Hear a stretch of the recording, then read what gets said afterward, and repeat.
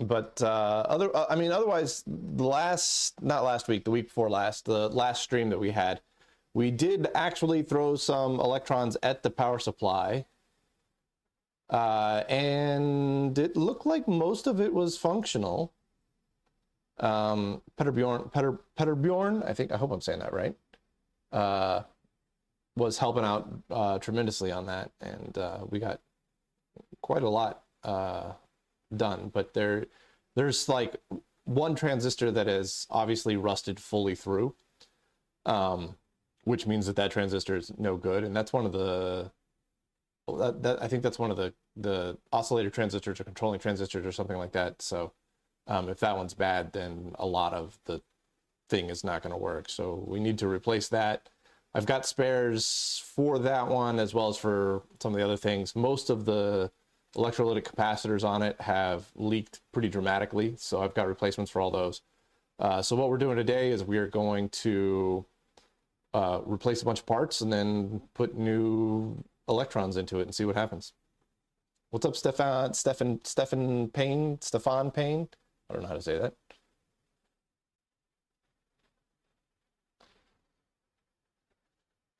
And my laptop is upset because it has about 9,000 updates that I haven't done. Oh, hey, thanks, Bob. Thanks for the tier 1 sub, man. Yeah, Belge, rust is, yeah, not a great way for transistors to express their excitement. What's up, Roy? All right, I guess we'll go ahead and pull the thing out, get it on the table here. I am going to get the AC going. It is a little warm in here. There we go.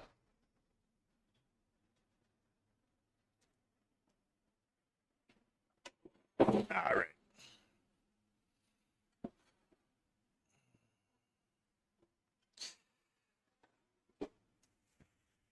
Oh, up you go. There it is. Oh. Get out of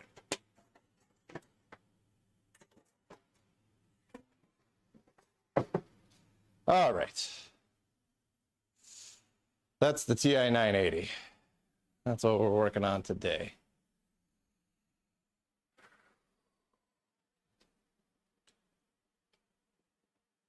So if I remember right, I don't think we put any screws down into the power supply, so it should just pull right out. Yeah. There it goes, which means that all of this can go elsewhere.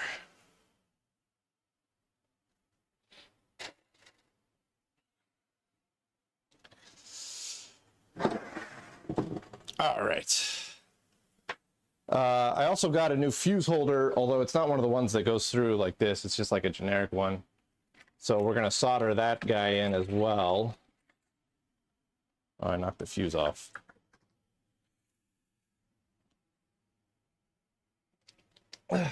There's the fuse.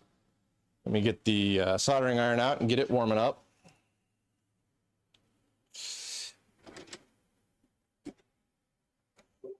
Semaphore1 donated 3 tier 1 subs.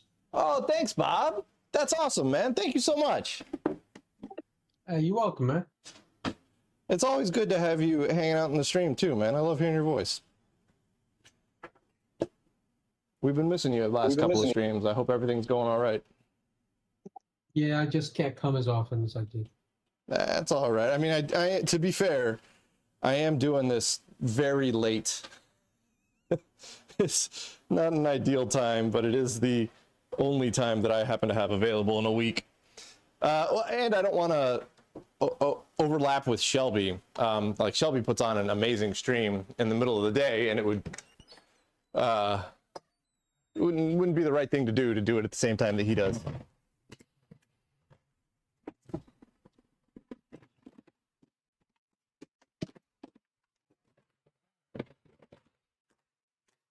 All right. Had to get a power strip for my soldering iron here.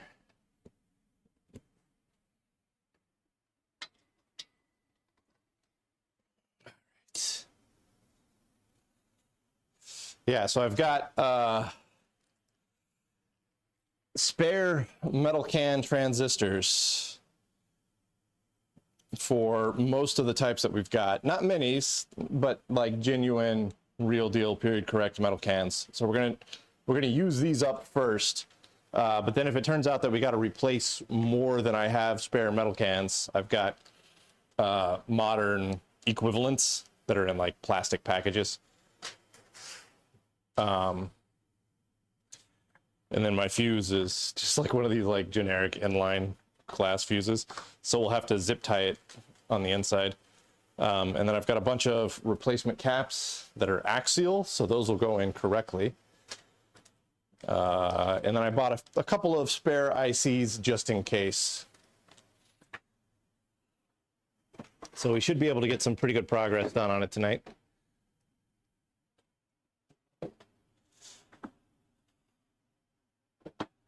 Otherwise, how you guys doing? Did y'all watch the launch? The Artemis 2 launch? Oh, yes. We were watching it. I was soldering some stuff up for the LGP21, and we took a big old pause in the middle of it to watch it live. It was very cool. Yeah, That is it's really an interesting mission. I did like the articles that were pointing out the remote tech support due to Microsoft Outlook malfunctioning. That cracks me up so much. Man, NASA, why are you entrusting anything to Microsoft Outlook? Well, they're using commercial off-the-shelf software, and Yeah, they're using Outlook in offline mode with PST files that they're transmitting back and forth, because Outlook takes too much bandwidth talking back to an Exchange server to use it that way. too well, let's do the fuse first. Of course, Outlook uses too much bandwidth because we figured out email 30 years ago and they had to go through and turn it into this incredibly complex thing. Memory hog. Yeah. It sounds to me like Outlook might just be poorly suited. Yeah, Outlook being poorly suited to anything. Say it isn't so. Peter Bjorn X has commented in the Twitch channel, the Friday Night Twitch channel, that it was pretty scary watching shuttle hardware launch people again after so long, and I agree with that. The solid rocket booster made me antsy. Yeah, yeah, it was kind of wild because it looked like the 90s, right? There was, as far as the launch technology involved, there was nothing there that was really newer than 1980. At least they got a launch escape system this time around, which the shuttle didn't have. Well, true. But, yeah, because those are Rocketdyne RD-25 engines, if I remember right, which are the Space Shuttle main engines that were used. Yep. They used 4 instead of 3. Yes. So, Space Shuttle solid rocket boosters, and the big Space Shuttle engines. I'm sure that the control of the engines has improved pretty dramatically. The computers and electronics, yes. The valves and plumbing might be 1980s. Oh, well, yeah, I guess so. I mean, that may not need as much updating because a valve is a good valve is a good valve, whether it's from 1990 or from 2026, right? Remember, the space shuttle started with core memory and moved to silicon during its lifetime. Well, yeah, it moved pretty rapidly to solids to silicon memory. In fact, I don't know if the IBM computers that were used on the shuttle might have been core when they first launched in '81. but the mission computers that were used for the flight system were the same as used in the FA-18 Hornet.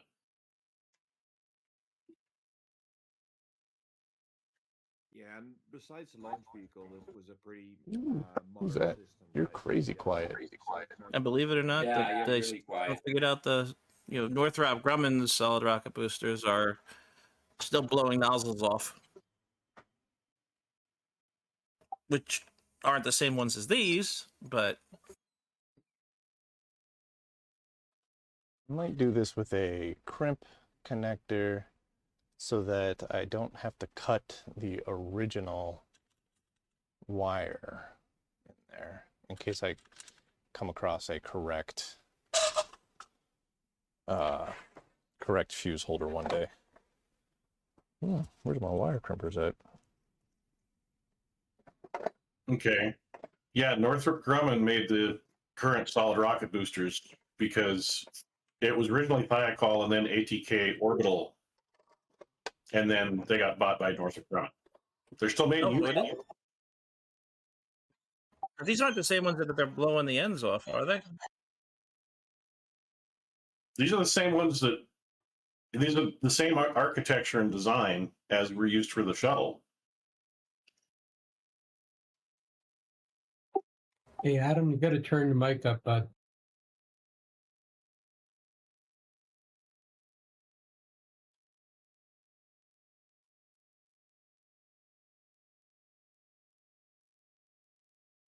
Yeah, I gotta go find my wire crimpers. I'll be right back. I have no idea where my wire crimpers are.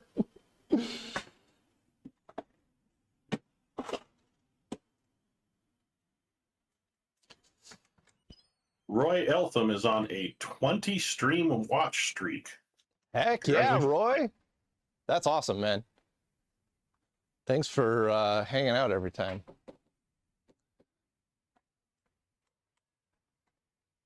Ah, there they are.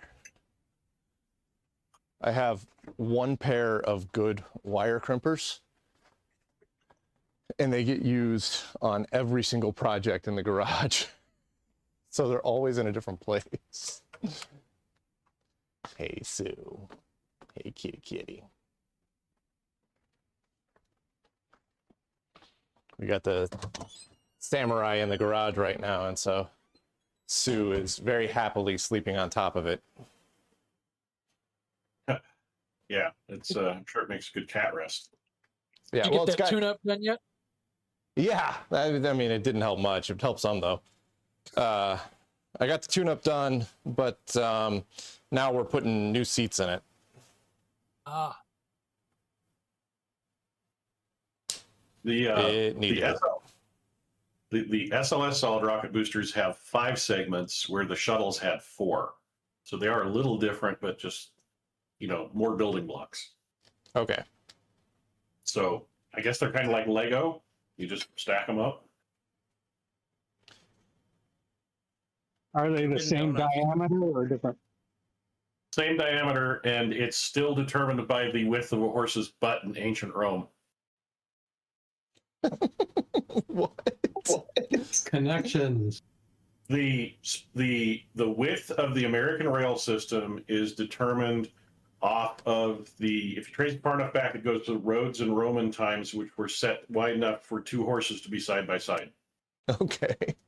So the diameter of a space shuttle rocket booster was determined by a horse's ass in ancient Rome. Because it has to fit down our rail system, because it uses standard gauge rail to transport. Because of the size of the tunnels from Promontory, Utah, where they're manufactured for political reasons,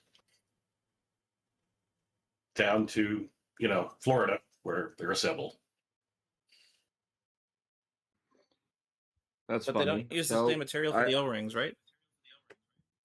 Probably they are still using the same O-ring design as originally used. As I think they did change it after the Challenger disaster. So since the late 80s, they're using the same materials. All right, I gotta get a hairdryer in here. This is gonna be a little Noisy, I apologize. The Discord side will probably cut out the hairdryer noise, but Twitch will not.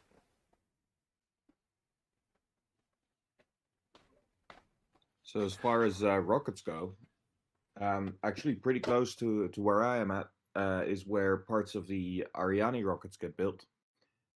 They just immediately go onto barges on the Rhine here, because wouldn't fit down the roads. Yeah, it's very common, you know, that this architecture of these things are determined by the systems that are used to move them. I guess it's where Starship is different because they're manufactured on site. Yeah, that makes sense. So also it just so happens that the solar panels for the Artemis service module were also built here. So actually, as a first-year student 10 years ago, I got to visit the actual clean room where they assembled these now. Now, That's cool.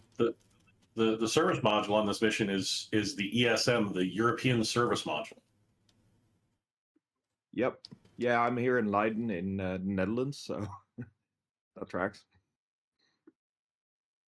Yeah, no, what's interesting is that it's Promontory, Utah, because isn't that where the Intercontinental Railroad met? Was Promontory Point? All right, this is going to be loud. Sorry. Yeah, I think so.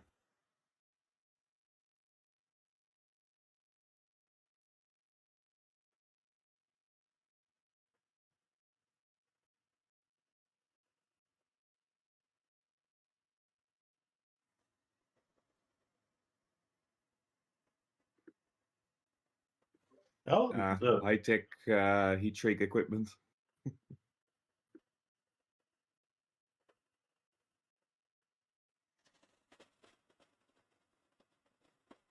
I use a small propane torch. You just have to be really careful where you're pointing it.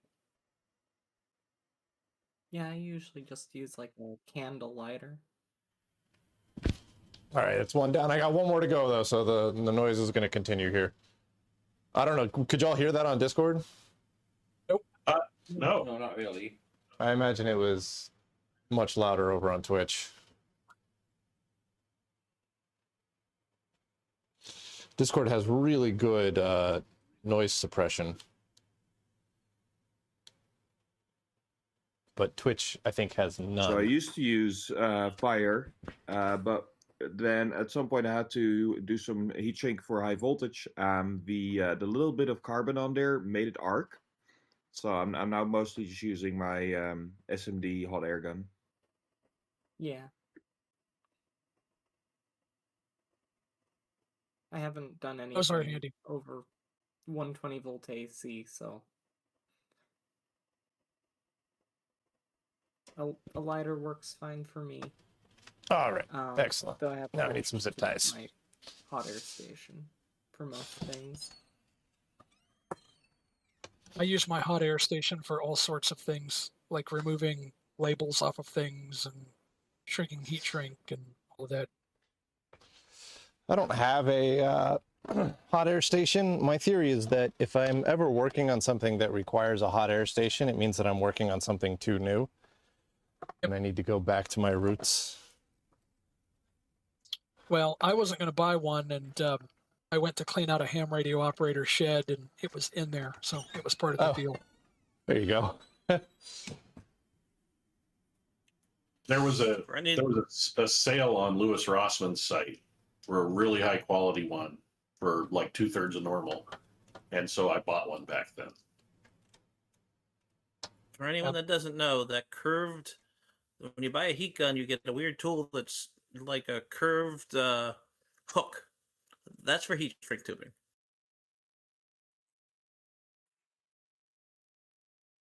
My hot air station is not a very good one. It's like a knockoff copy of a Chinese design. It's a Chinese copy of a Chinese copy. All right. Well, we're fused again. That's good.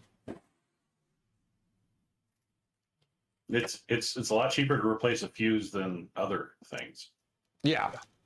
Yeah, we just we shorted a jumpered across that because I didn't have a spare fuse last time, but doing it right this time.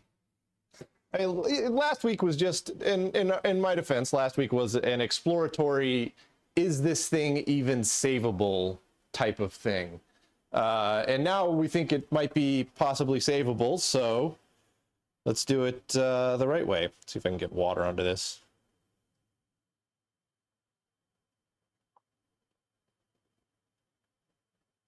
We did go out the other day and watch that new Project Hail Mary movie. It was very good. I would say don't spoil it, but yeah, I read the book. But don't spoil it, because I'm very excited to watch it. Well, the ending is different.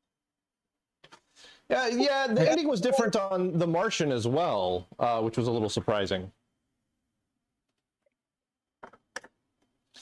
So yeah, I was really surprised when all the rockets blew up and the thing got destroyed. Whoops, was I not supposed to say that? I am kidding. That's not how it is. You mean Just a Bruce little Willis too was fast. dead the whole movie?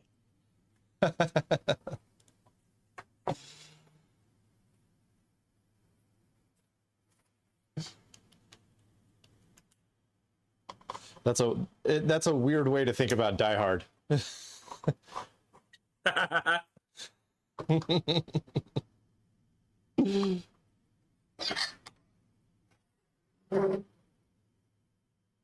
All right, we're starting with the most obvious thing that needs replacement here. That is the transistor that is fully rusted through. That's just extra ventilation. Yeah, yeah, I'm sure the silicon loves it.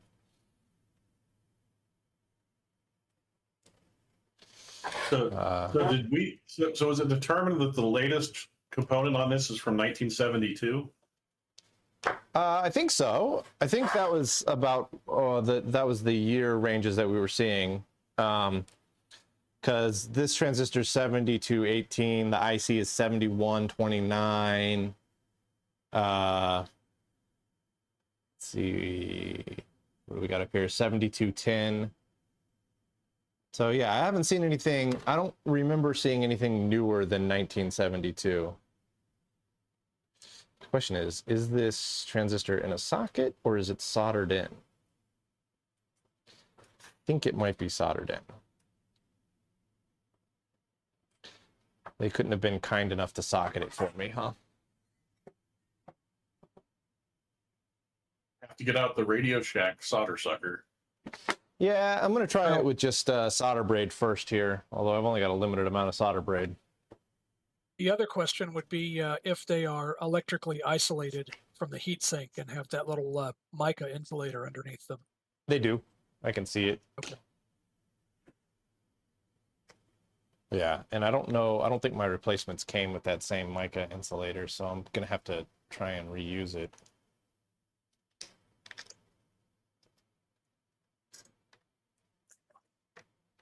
All right, let's see if I can solder braid up enough of this. Let's see if I can just even get the solder to flow.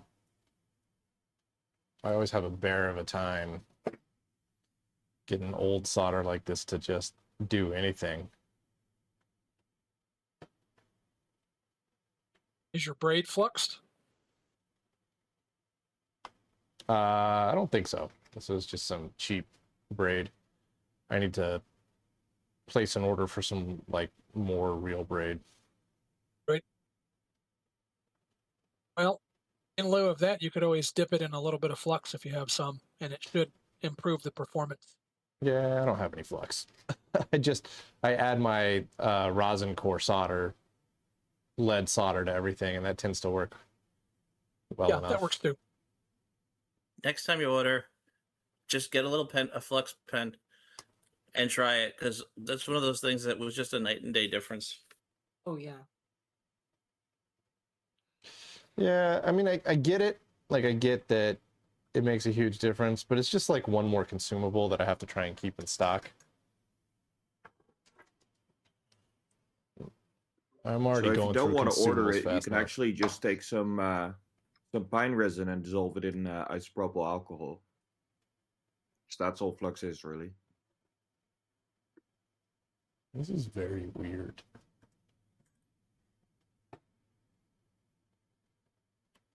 It's like they put, I don't think they put little extra leads on these things for better current. This is wild. I'm gonna post a picture of this.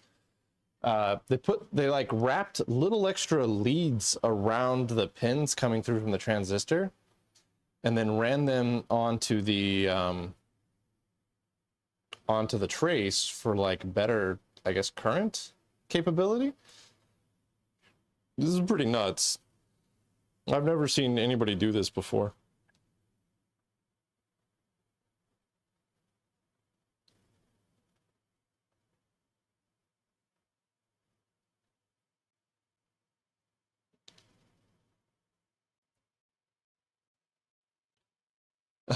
Oh, I'm seeing you guys are talking about the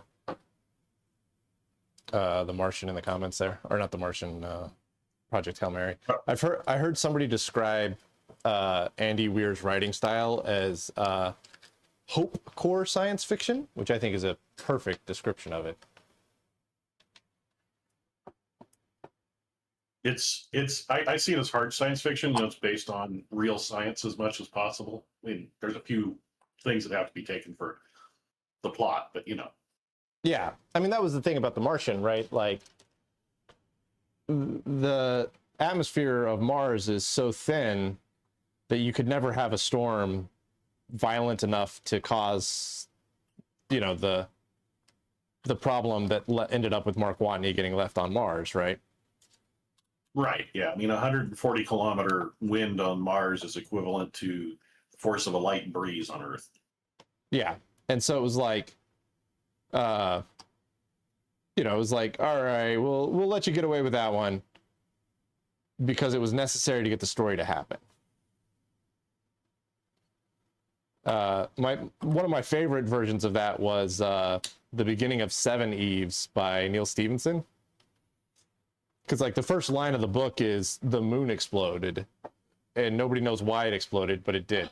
And then he never explains why the moon exploded. He was just like, yeah, the moon blows up. And then that's the plot device for the story.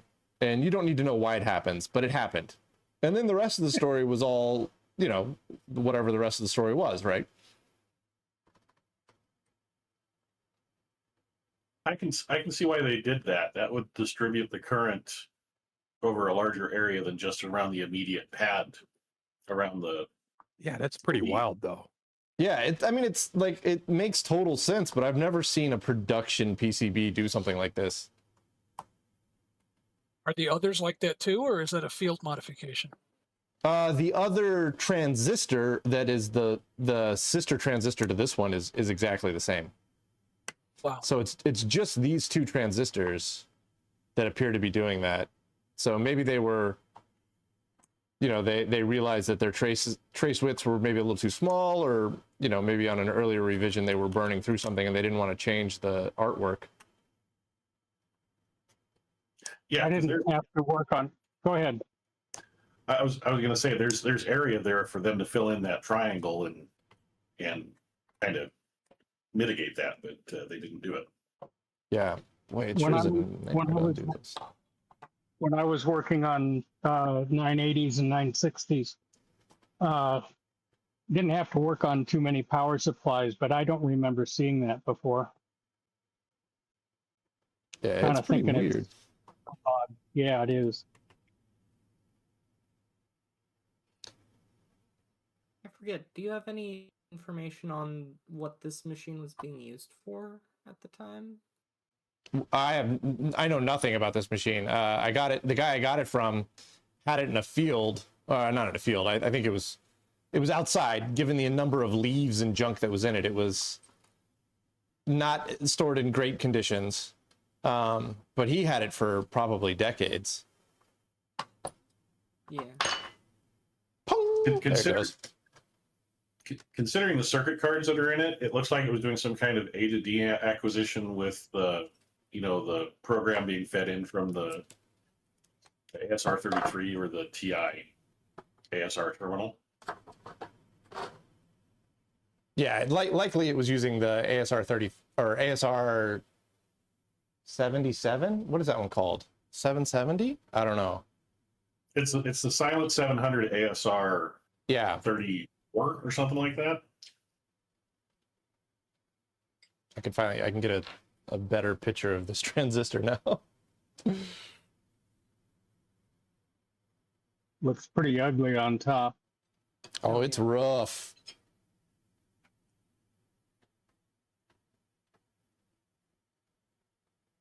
Boy, the macro lens on this thing is just kind of garbage. You know, I don't know. I mean, I don't see any. Great. I don't see an obvious hole through, but I'm sure the case is fully compromised at this point.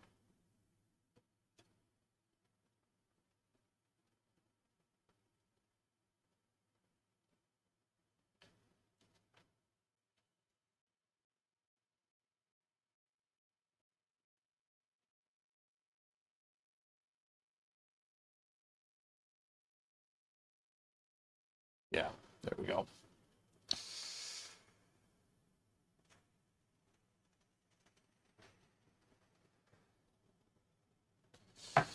That is crusty.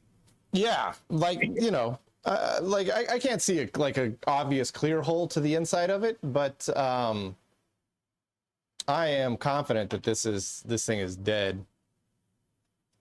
Now I don't have any new thermal paste. Yeah, that's that white silicone grease thermal paste. Yeah, we're just gonna reuse it. Hope it's all right. You used to get that in the little tubes at Radio Shack. Yeah, I mean, I've got some like modern thermal paste, but it's inside. Oh, that would work. It'd probably work even better. Yeah. Yep. As long as it's non-conductive paste, you're good.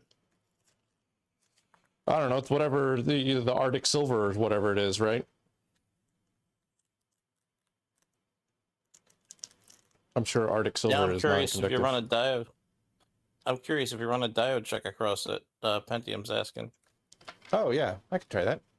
I don't know the pinout of this guy exactly, like, because you only got 2 pins coming out the bottom, and then the case is the third one. So I don't know which pins are which and what the diode check is supposed to mean. You know, like read Generally, them as an N. Okay. Generally, the case is the collector. Arctic Silver is non-conductive, but it is capacitive. So it could. Okay. But the original grease is probably also capacitive. So it's not At this point, yeah. All right. So from case to that pin is nothing. Oh, come on. Case to that pin is nothing. Case to that pin is nothing. Put you on here. Oh, that one is 0.6 volts. Case to that pin. But isn't there supposed to That's a be diode drop. Isn't there supposed to be a diode drop from the case to both pins in some direction? Your emitter and base are the 2 pins. So that one is 0.62 volts from pin to pin. This might still be okay. I don't think I have a I am transistor shocked tester. it actually works. I mean, even if moisture got in, the bond wires are still there. I wouldn't use it, but Yeah. wow. Yeah. That's yeah, I mean, I don't know if we were missing one, but I had 2 diode. I could measure 2 diode drops from the combination of pins. Should be What Q number was back-to-back that? diodes. What was that? What Q number was that? What Q number? Oh, Q16. What 16? Yeah.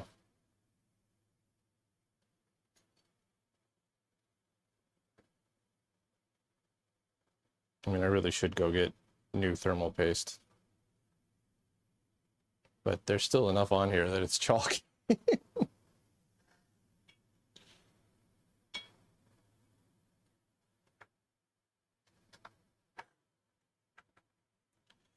You can use toothpaste for that, right? I have thermal paste. It's just inside, and I don't want to go inside.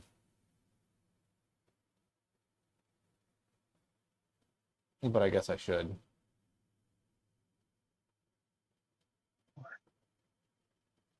I mean, I've already got, I don't want to desolder this thing twice, so I should probably go get real thermal paste and do it correctly. Don't forget the mica piece. Yeah, I've got that mica piece right here, so I got the original one. So we're just going to clean it and reuse that one. Get some IPA out here. All right, I got to set you guys down. I'll be back in 120 seconds.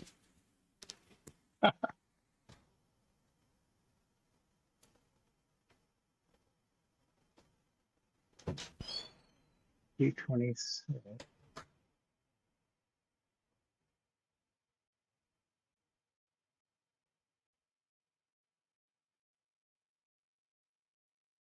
T12.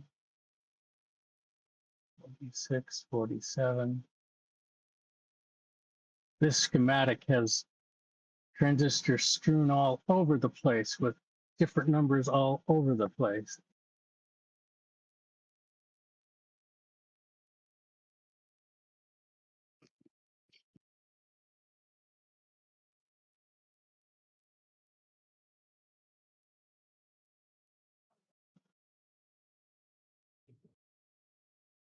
$25, $24.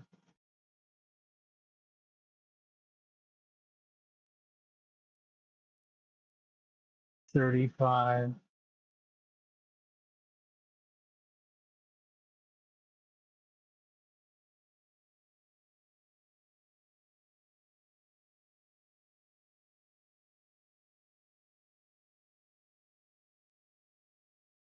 $19, $17, $18.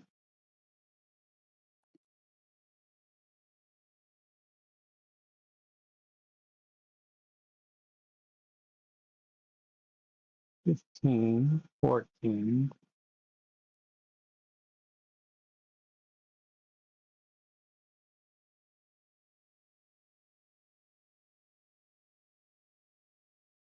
$11, $12. 46, 30, 29, 42. This is crazy.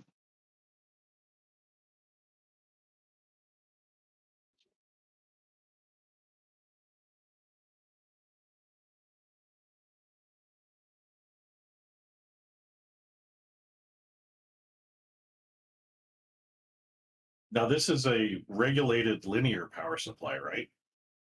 It's got switchers in there too for the minus 15, Nope, minus it's 5. a switch mode. It is switch mode. Okay.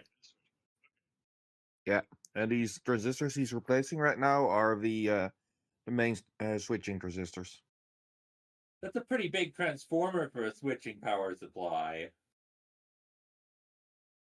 It's all low voltage switching, that's all. It's very early switching.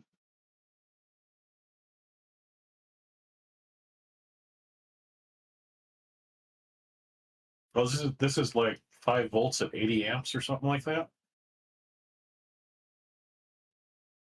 I don't remember. So the transformer goes to 35 volts, and that then gets switched down to 5 volts. You All found right. the transistor schematic? You guys found a what with the what? The one you just replaced in the schematic. Oh, it's one of the driver transistors, I think. I don't know. We found it last time. The schematic doesn't match my boards. There's a revision difference going on. Oh.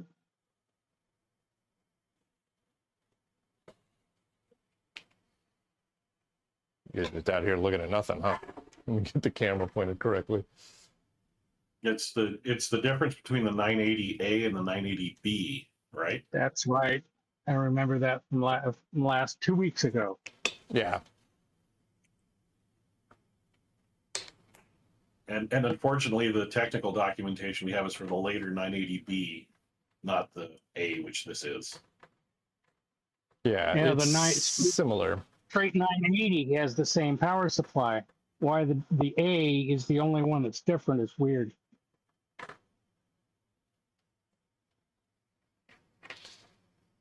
Yeah, it's very similar, but it is different. Yeah. Maybe they realized that their improvements weren't really improvements and went back. Yeah. Were you able to find a schematic for the 980A schematic or power supply? I don't think so. I mean, I haven't. I don't know if somebody else has. But again, I haven't done much scouring of the internet. You know, I found everything that I've got on the archive.org. I haven't found anything for the A. Yeah, and I think that's all a mirror of bit savers. Yes, Yeah. it is.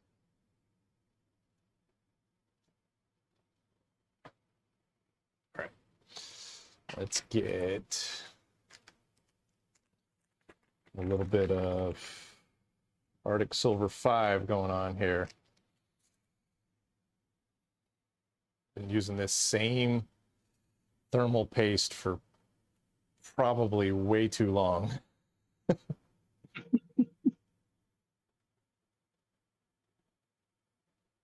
I'm sure this stuff has a shelf life, but Usually it's up until the point where it dries out. Yeah, as long as it's still flowing easily and it hasn't separated into like oil and particulate, it's pretty good.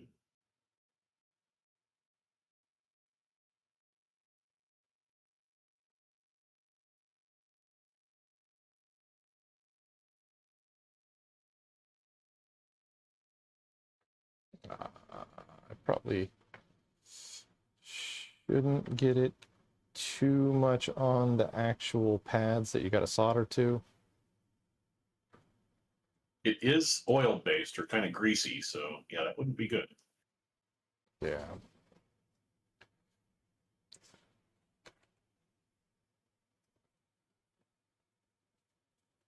Of course, once it's tightened down and sandwiched, you could clean it with some IPA and you should be fine. Well, it's because I got to go on both sides, right?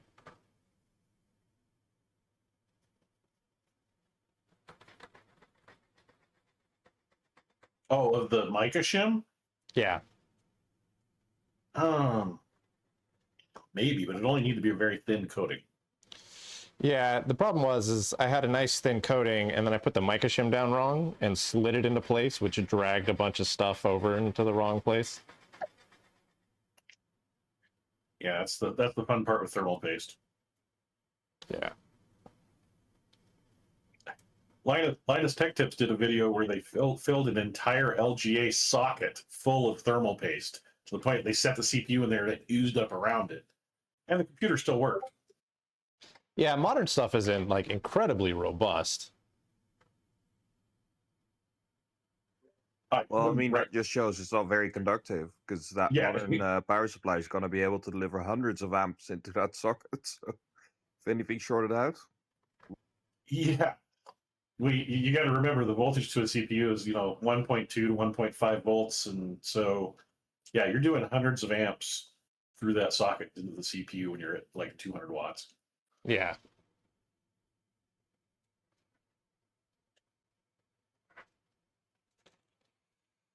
It makes it even crazier when you think of the fact that the big server CPUs now are 600 watt. But then again, they have like 4,000 LANs or more on a single socket. What's crazy to me is that like 600 watts at the 3.3 volts or whatever that modern stuff runs at, the amperage number of that is insane. The CPU itself is running at like 1.2 volts. Oh yeah, they're down to really low numbers. Yeah, so less even. So you're talking like 500 amps between the power stages in through the socket to the CPU. It's crazy. It's a number that doesn't make a whole lot of sense. Makes you wonder about the bond wire. At some point, Intel CPUs, I think around 2010, actually moved the last stage of regulating onto the package, and they had PCB coils in the interposer for the last stage switching. Crazy.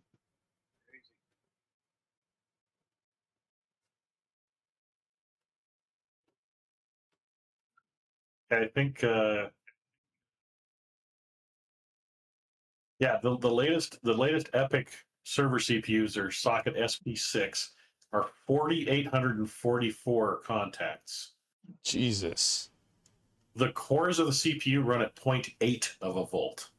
So a 600 watt CPU then is taking, wow. It's like 700 amps. Yeah. Jeez. Yeah, but when you got to have 64 cores for all your VMs, where else are you going to find that? It's 750 amps, and those now support up to 192 cores and 384 threads per socket. Yeah, 32 is just the plebeian one that we have at the office. We're not a big player at all. The big guys go by the 190 or whatever the heck. Yeah, and the crazy part is the next generation CPU is 256 cores, 512 threads per socket. So you can have 512 cores and 1,024 threads in a single server. Yeah, at least until you have to disable the threads because they find some new speculative execution hole.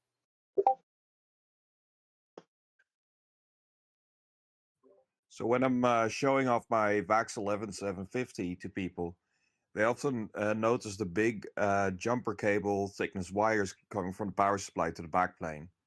And then I explain, that's 2.5 volts at 80 amps V core, which is about the same as a computer from 2010 would do to its CPU, except here it's going over cables instead of over a little bit of PCB. And then they're very surprised. Yep. Yeah, the 750 was also the first VAX that made use of LSI instead of MSI. Did I say 750? I meant 750. Yeah, this 750. I don't know if you call it LSI or even VLSI, but yeah, it switched to like 400 gate array chips instead of just individual 8-bit registers, etc. Yeah, no, those were considered. Those are legitimately LSI. They're just not VLSI. They were, and each of them was it 500 something NOR gates that they all got chained together to make the logic elements. They're 400 NANDs. Okay, 400 NANDs. That was it. But it's all physically the same IC. They're just configured differently. There's somebody.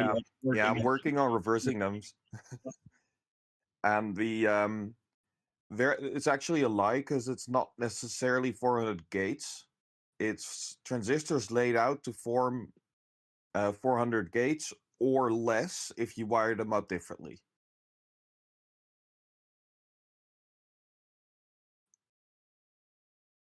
Okay. So sometimes they take 2 adjacent gates and build an 8-input gate, etc. Well, that's okay. So what I mean, so you don't get a chain of NOR gates that you're chaining together. You get discrete transistors that could have been that many NORs. Yeah. Oh, okay, I get it. Yeah. Yeah, just recently I heard from somebody who they were preparing a building for demolition. This is a facility their employer owned, and they were making sure everything had been cleared out of the building. And they found a 750, a stack of RA81s and RA82s, and the tape drive with it. The whole thing apparently used to be part of their EE department. When the EE department moved out of the building in the late 90s, this machine was supposed to go with them, and it just never went. So they were able to turn the thing on again, and it came up 4.3 BSD with the last dates in the system logs being 1998, but it woke right up. Dang. That's impressive. Yeah, the 750 was dog slow, but I mean, it was reliable for what it was. So what was the fastest VAX ever made? I mean, because the VAX was supposed to be the new hotness, right? And was the new hotness.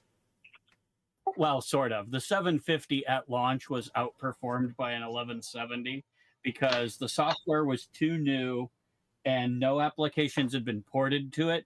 So a lot of stuff was just PDP-11 software that had been ported straight over and didn't take advantage of any of the actual VAX new capability. But after they worked on it a bit, the better version of the 780 was called the 785. They literally just replaced all of the Schottky logic ICs with a newer generation of IC. It's just a straight up part swap, and they increased performance by 50%. The field upgrade from 780 to 785 was just a board swap. If you didn't take it, you were a fool. Yeah. And the 750 was a later but slower model because that was the one where they went to slightly higher integration chips and got it to fit in a half height, slightly wider than standard rack, and run on one phase instead of three. At the cost of only having 2/3 of the performance. Yeah, the intention was that the upgrade path from the 1170 would be the 11780, and the upgrade path from the 1144 would be the 750. Okay. Didn't the 11780 also have just like a PDP-11 in it that was like a control computer or something? Yeah, it had an 1103 in the bottom of it that was its console processor, but that was on brand for DEC's large computers. The KL10 had an 1140 as its console processor, and the KS10 has an Intel 8080 as its console processor. Okay. Didn't one of the VAXs use the Pro 380 as a console? Yes, later on there were a bunch of DEC Pros that were sold with the branding VAX console, all one word, and those were 6000 or 8000 series, I forget which. Yeah, and they had a real-time interface card in them to communicate with the VAX. And that's basically, I think, what is it, 1173 in the 380? I think they're equivalent. No, there was no 1173. The PDP. Yeah. Okay. I thought you meant VAX 1173. I was like, no, no such thing. Well, there's a VAX 11730. Yeah, there is, and a 725, which is even crappier. The 725 is just insult on top of injury. The 730 was a cost-reduced 750 and much slower. The 730 the 725 was a 730, but DEC filled a bunch of the expansion slots with epoxy, so you couldn't use them. Oh, of course. Great. Well, I mean, Thanks, the Dick. 730 was it was an entirely different design because it was like AMD bit slice based, whereas the 750 was their custom gate arrays. Yeah, what they did was they took the 750 design and implemented it on I think it was 2901s. Yeah. But it wasn't designed around the 2901. It was trying to run the firmware for the 750 just with some of the bits swizzled around. They deliberately did not work on making it go as fast as it could have. Yeah. Because it was supposed to be speed limited for market segmentation, which is just insulting. I think the last gasp of the VAX architecture was the NVAX, which was a CMOS implementation. Yeah, those could get up above 400 megahertz. Those were InVax would be the fastest VAX for just straight out single processor speed.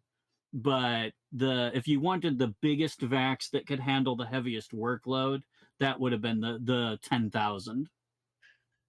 Yeah, because that was multiple parallel data paths, multiple parallel processors, all that good stuff. It wouldn't beat a InVax in single core performance, but if you had an actual multi-user workload that wasn't CAD or something weird like that, the 10,000 would beat everything else hands down. And then there was the 7,000, where you could drop in, replace the VAX processor board with an Alpha processor board. right. And that was quote unquote the fastest VAX if you field upgraded the VAX to Alpha running OpenVMS.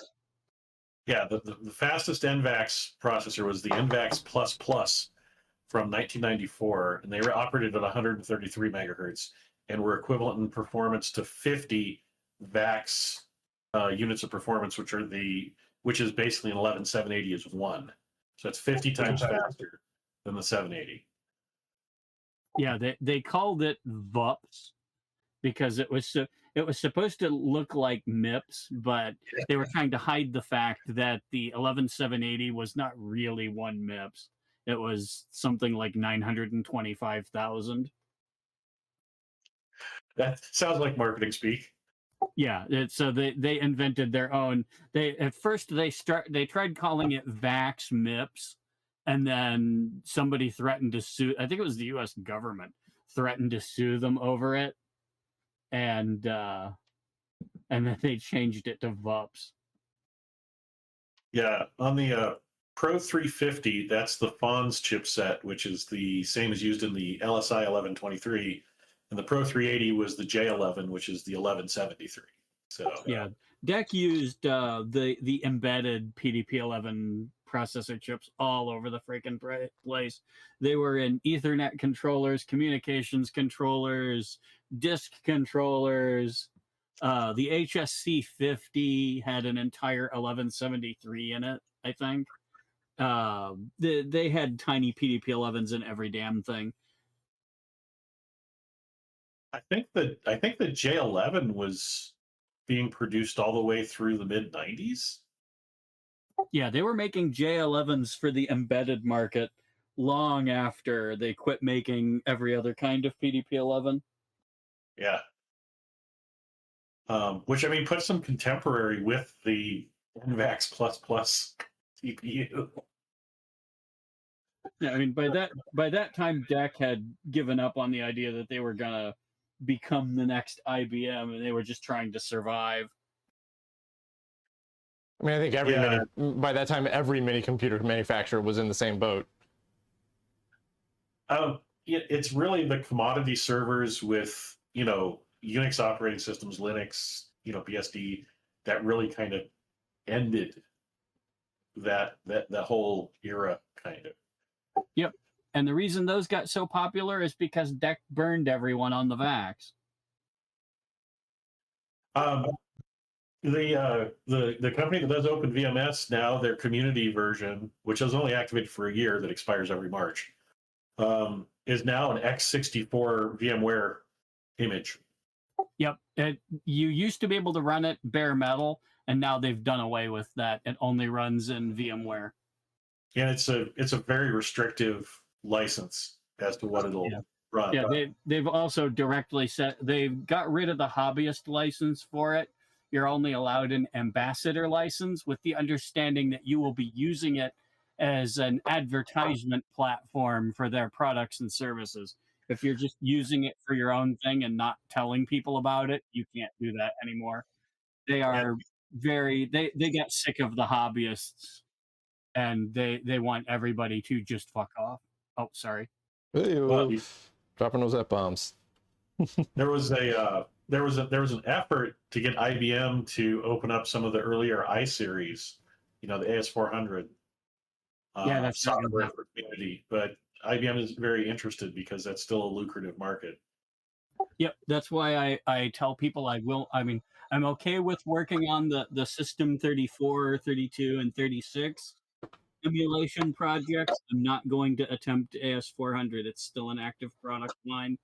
And I mean, it's not like, people are like, but Hercules exists. Hercules can't run a production workload, but a fast enough PC emulator running an AS400 emulator, that can hurt IBM's business. And so their lawyers will come and hurt me. Oh, yeah. Thankfully, and it's- TI made everything on the 980 open. 980. The thing that we're Yeah. working on. Oh, Yeah. I'm trying to figure out what an IBM 980 was. When did TI exit the mini computer market? Early 80s? Depends on what you consider a mini computer. They hung on to, oh God, what was the name of that thing? The 1500, the Unix-based machine. Is that what you're thinking of?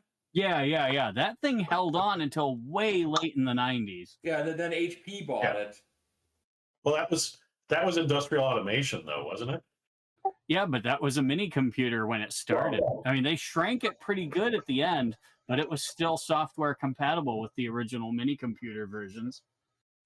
I mean, it's a 68K based machine. Yeah, they had some kind of translation layer for the big processor cards in that thing. They had a translation layer for like 990 software on it. I didn't know that. I thought that was isn't that the thing we're talking, the mini computer that ran Unix? Yeah, I mean, the only like mini computer that ran Unix would have been like the 1500. I don't know if that had a compatibility layer for like DX10 or DNOS on it. I'm not sure about that. Maybe it did. I thought it did, because I remember people talking about application level compatibility. Maybe it required a recompile though. Yeah, because like DX10 and DNOS are not Unix-like at all. No. The thing I'm thinking of, it began life as a mini computer running Unix, and then they just kept upgrading it, and it gained a microprocessor at some point. I don't remember it being Motorola, but that would make sense. The 1500 was always 68K based. Yeah. It was always 68K based. Well, they had the Explorer lift machine that could optionally have like a 1500 or processor board in it, I think. Yeah, that's the thing I'm thinking of. That was the Unix processor that they stuck in the that was 68010 originally. Yeah. Because I have one of those boards, kind of. I have LMI's version of that board. The interesting thing about the TIS 1500 series was that they were NUBUS based. Yep. Unix mini computers, 68K processors, and they were sold to HP in 1992. Yeah, that's the one I'm thinking of. Because they also sold them internally. It was the same as an Explorer. It had a NUPI, and it had whatever the weird console, the CSIB, and so on and so forth. It had all the stuff that an Explorer did, except for the Lisp processor. Everything else was the same. And then they shrank that down and continued to support it long after the Explorer was dead. And the HP sold it as the HP 9000 Series 1500. Sounds about right. But yeah, that was TI's implementation of the LMI Lambda. And so, except that they didn't bother with the multi-bus side of what LMI called the SDU. And they ran a variant of System 5. Yep. Although you could get, there was a port of BSD to it, LMI would sell it to you, but I don't think TI ever did. Yeah, there's a full GCC tool chain built for them too so pretty cool. TI went hard into the microcomputer, microprocessors, but then it was, what was it, the early 80s? They made a hard left into DSPs and lived in that space for a long time. Aren't they still in that they're space? still- Oh yes. I think so, yeah. They're one of the few. They Unless did you make think of, 8080s at one point, 8080s and 8080As. While I was still working. A second source, you mean? Yeah. Yeah, that was, I mean, it's amazing when you see the way the market is today, to see that Signetics and Intel and Motorola, everybody had contracts to make each other's parts because you needed second sources to sell. Yeah, there was nobody could afford to build out enough infrastructure to sole source their own parts. There was just too much demand. You'd suffocate under the load before you could ever build out that far. Yeah, TI is doing a lot of embedded applications, automotive and other uses, but they're ARM based now. Yeah, a lot of. And they used to also do smartphone CPUs until like 15 years ago. Even now, some of the low cost smartphones, the Citara, or whatever the heck but it's all, it might as well be a Qualcomm. It's just an ARM with a few common peripherals around it. But I think Qualcomm has to do the baseband processor. All right. That is 4 new capacitors on there. We might want to replace these guys over here. I don't know what they are though. 68K 15 volt. That doesn't make any sense. We'll let that one be for now. Work on the next one over here, which has a lot more very nasty caps on it. I'd love to see a TMX 1795. Yeah, TMX means well, TMX means that it shouldn't have left the factory. That's a engineering sample. It didn't. It was an 8-bit prototype microprocessor that was built before the 8008. But they never mass produced it. Ken Sharif has a great blog about it. Okay. Every once in a while, a TMX 9900 shows up somewhere. Sorry, Suzerain, what were you saying? No, it's all right. I keep forgetting about the stream delay. There's another thing that a lot of people discount, which is how many devices have a TI logic device inside of them with a licensed IP core serving as a processor and glue logic shoved together on one chip. It's technically not a TI processor, but it's effectively a TI processor. Well, here's a TMX 9900 on a 990 prototype board, but it's got quite a bit of corrosion. It's on eBay. Also, speaking of TI processors, let's not forget that they're probably one of the only suppliers of Z80-based computers on the market today. True, because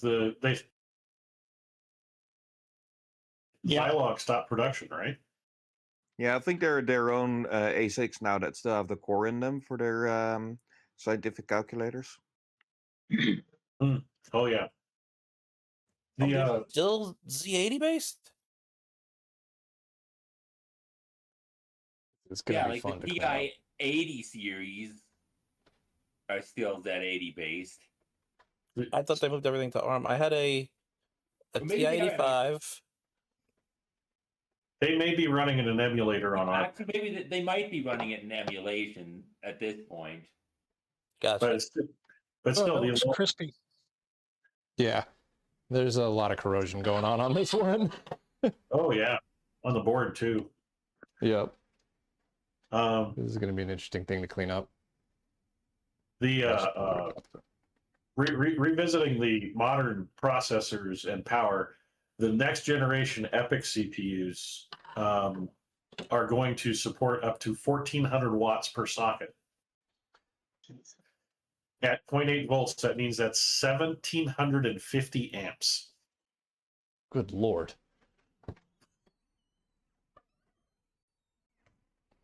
I mean, You know, if your computer breaks down, it can always be reused as a welder at that point. Yeah. yeah. Actually, I have way more to weld. Yeah, I have a computer whose power supply cables are literally marked arc welding cable. The internal cables that were on the test bench I worked on, some of them were basically welding cable. That was the one with the two 250 amp 5 volt power supplies ganged together on one bus. So 500 amps at 5 volts. VME? Go ahead. Oh, was it VME? No, this was the avionics test set bench, ANUSM 470 V1, which the computer in it was a Harris H100, 24-bit bit slice. That was in a different rack. These power supplies were to feed the digital switching and analysis logic for the unit under test in what we called the fat rack, which was a 24-inch wide rack. And it had 2 bays of basically about 10 by 10 circuit cards that were the full depth of the rack. So there was like, I don't know, it was probably close to like 75 circuit cards in that section. And that's what those power supplies fed. But we had a guy had a mag light fall out of his pocket. I think I've mentioned this before. An unauthorized flashlight he was not supposed to have as a personal tool. And there's a reason why the flashlights that we had were plastic, because the aluminum bodied mag light fell onto that 500 volt bus and shorted it, and it blew a quarter sized hole through every one of those 70 plus circuit cards, doing close to $250,000 worth of damage. So the mag light was okay? No, it blew it in half. Yeah, I was going to say, I'm surprised the mag light didn't go first because it's just an aluminum. But well, I guess it would have had to get through the paint. It was one of those bare aluminum AA cell mag lights, the shiny. Yeah, the mini mag light. I used to carry one of those. Yeah, I had a funny thing happen to me once. I was going through airport security. I had a mini mag light in my bag because I always had one. You never know when you might need it. And the TSA guy is going through my bag. This would have been about 2003, 2004. So everybody's new at this crap. And anyway, so he finds the mag light. And he pulls it out with this expression like he found something really good. And he says, why do you have this? And I looked at him and I said, to see in the dark. And he looks at me and I look at him. There's this awkward silence for about a minute. And then he goes, oh, okay. And he puts it back like he was embarrassed about it. Oh,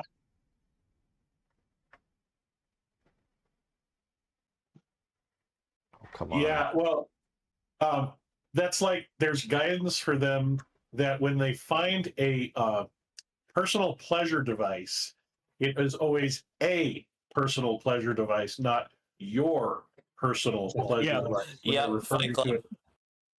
I remember that. Yeah, I also remember a rule on Skippy's list of the form. If it can crawl across the table on medium, it does not get brought to the office.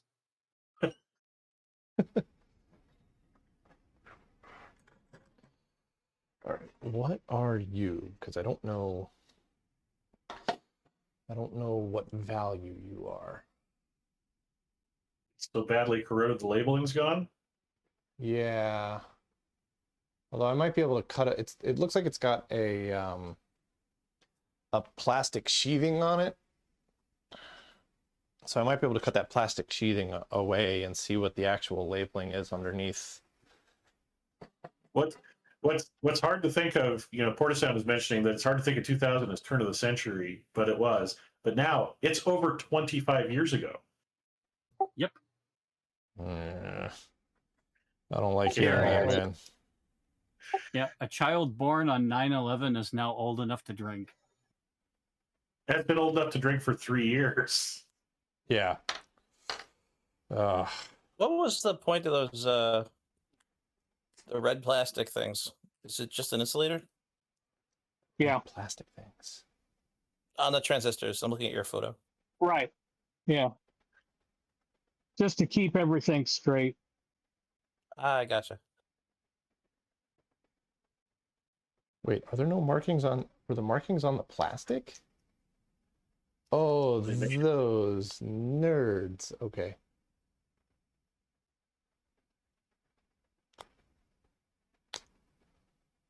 Come on. Did somebody try to get clever? Well, I don't know if it's on the plastic or if it just lifted off. I can just barely, so 16 DC, 350 16. I don't have one of those. That'll be interesting. Well, there's a lot of difference in that board between the 980, 980B, and that one. That's Yeah, that's C14. Yeah. That's the only 350 microfarad one that I've come across so far. I didn't even order any 350 spares. Uh-oh. Yeah, I might have something floating around somewhere. If you have a 200 and a 150 and you parallel them? I got a 200 and a 100, or I got a 250 and a 100. No, a 200 and a 100. Yeah, I could parallel those, but I might have a non-axial cap that's the right value floating around. Bend the leads right, it'll fit. Yeah, it's only a 16 volt cap, so like it's pretty low voltage. I've got a bunch of low voltage caps like that. The problem is the corrosion is so brutal on these that they're really hard to desolder. I'm looking at that resistor that's right next to it. And it is, leads on that are just rusty. So this is really where having some flux would help, because flux actually also strips corrosion. Yeah, adding a little bit of solder seems to also get the job done. But yeah, I get what you're saying. Oh yeah, I'm seeing that resistor now. A little crusty. This thing needs a little bit of work with the toothbrush and some IPA. We'll do that after I get all these caps out. Somebody send him a tube of no clean. We'll convert you over to the cult of flux. The problem, don't get me wrong, like I love using a good consumable. The problem is that once it's consumed, I rarely rebuy it. My problem is I have so much very expired solder that the flux in it just isn't as good as it used to be. I will say for through-hole stuff like what you're mostly doing here, it doesn't make that much difference, but for surface mounts, it's huge.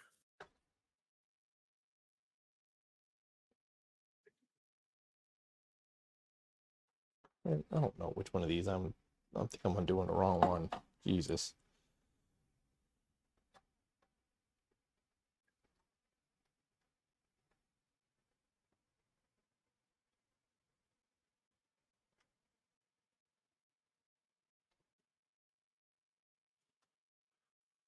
That's a rough smell.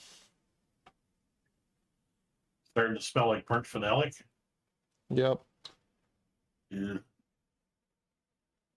Yep. As I'm burning, because I'm on the backside, there's no traces to that particular pad that I was doing. Oh.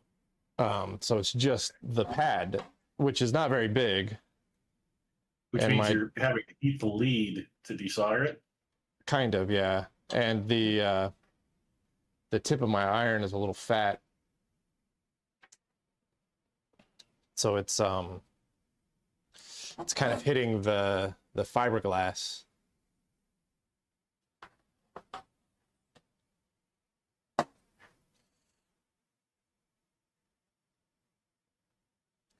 And there's no solder mask on this fiberglass, so any heat you put into it goes straight into the FR4 or whatever it is that they used in this era. Yeah, I can really recommend like modern soldering irons with the low thermal mass tip and a PID loop instead of the big slug of hot copper that old soldering irons are.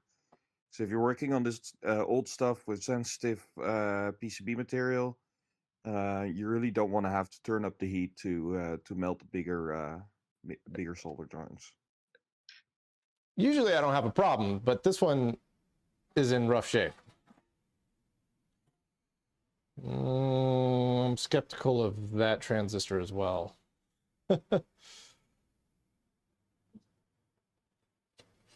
So I've got two N3766s up here that are very, very rusty looking as well. I'm skeptical of those. Oh, I got another. Peter, have you ever tried a Metcal?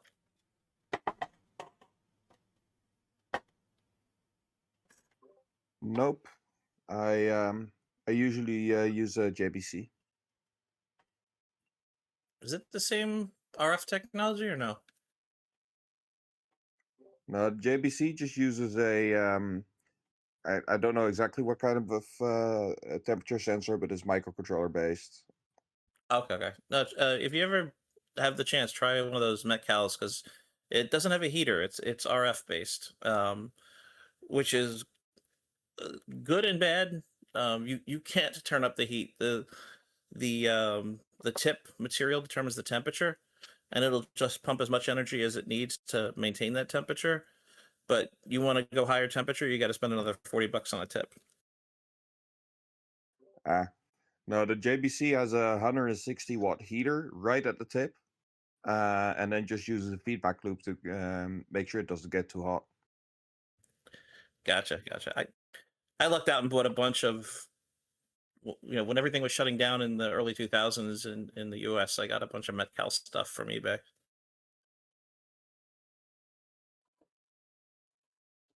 All right, let's give this thing taken advantage of that. a bit of a bath and a scrub here. For my Mac SE30 recap project, I picked up one of those USB rechargeable, like tweezer type soldering irons. Oh yeah, that. So you can do you can get on both sides of like surface mount stuff, right? Right. Yeah, at the same time. It wasn't too bad. It was just over $100.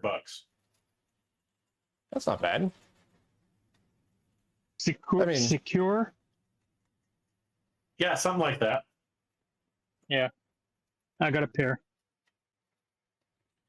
And And there's a lot of cheap USB powered soldering irons now that use the same technology that I just mentioned. yeah,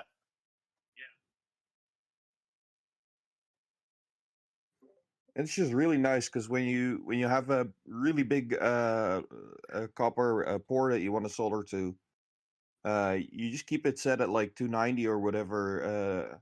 Celsius. Sorry, the temperature you're using is. It will just dump enough heat to maintain a temperature. Whereas with the more like older soldering irons, I would have had to raise the temperature, and I risk burning the PCB. it's a secure SEQ URE HT140. That's what I bought.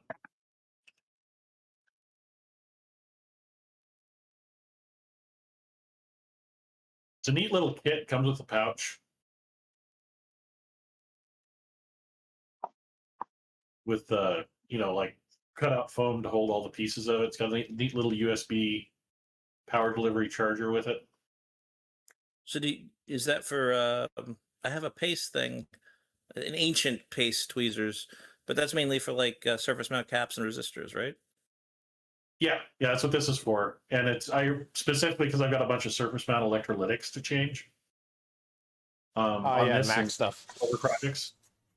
Yeah, Mac SE30s. I've got two SE30s, and they both are showing symptoms of electrolyte leakage. So I got to clean them up. And I just don't want to lift a pad because it's so easy to lift a pad on those boards. I've got the HT140. Yeah, same one I got. 140 watt. And it comes with a USB power delivery 65 watt adapter. So I mean that power adapter is probably $20 of it right there. And it's not limited. It's not limited to just being used for tweezers. You can use it as a single element soldering iron too. Yeah, you just take one element out. Yep. Mine didn't come with a power supply, so I have to supply my own.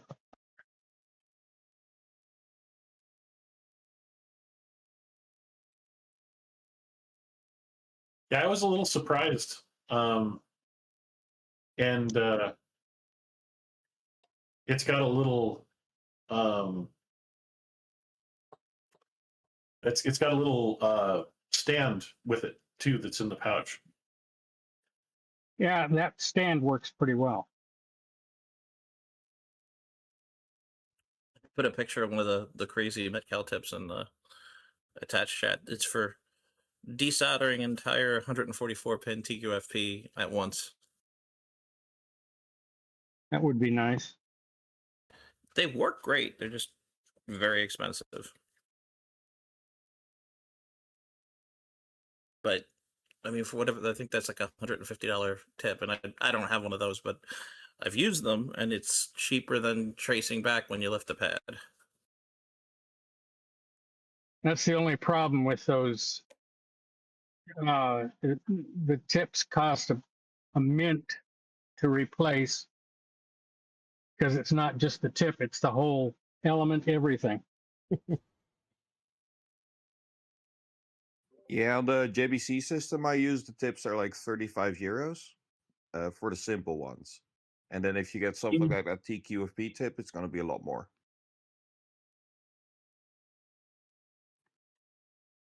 Oh, great. The what gets me is there's services that will replace the sockets on motherboards, or just repair GPUs. What goes into replacing the board on a graphics card is just that is some crazy reball work. I've been watching some of the YouTube fix-it type videos that reball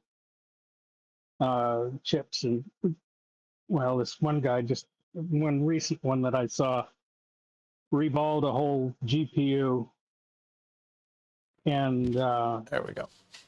Just amazed me that you can do it without anything holding onto the chip. It just migrates to where it's supposed to be. Oh yeah, capillary action is insane.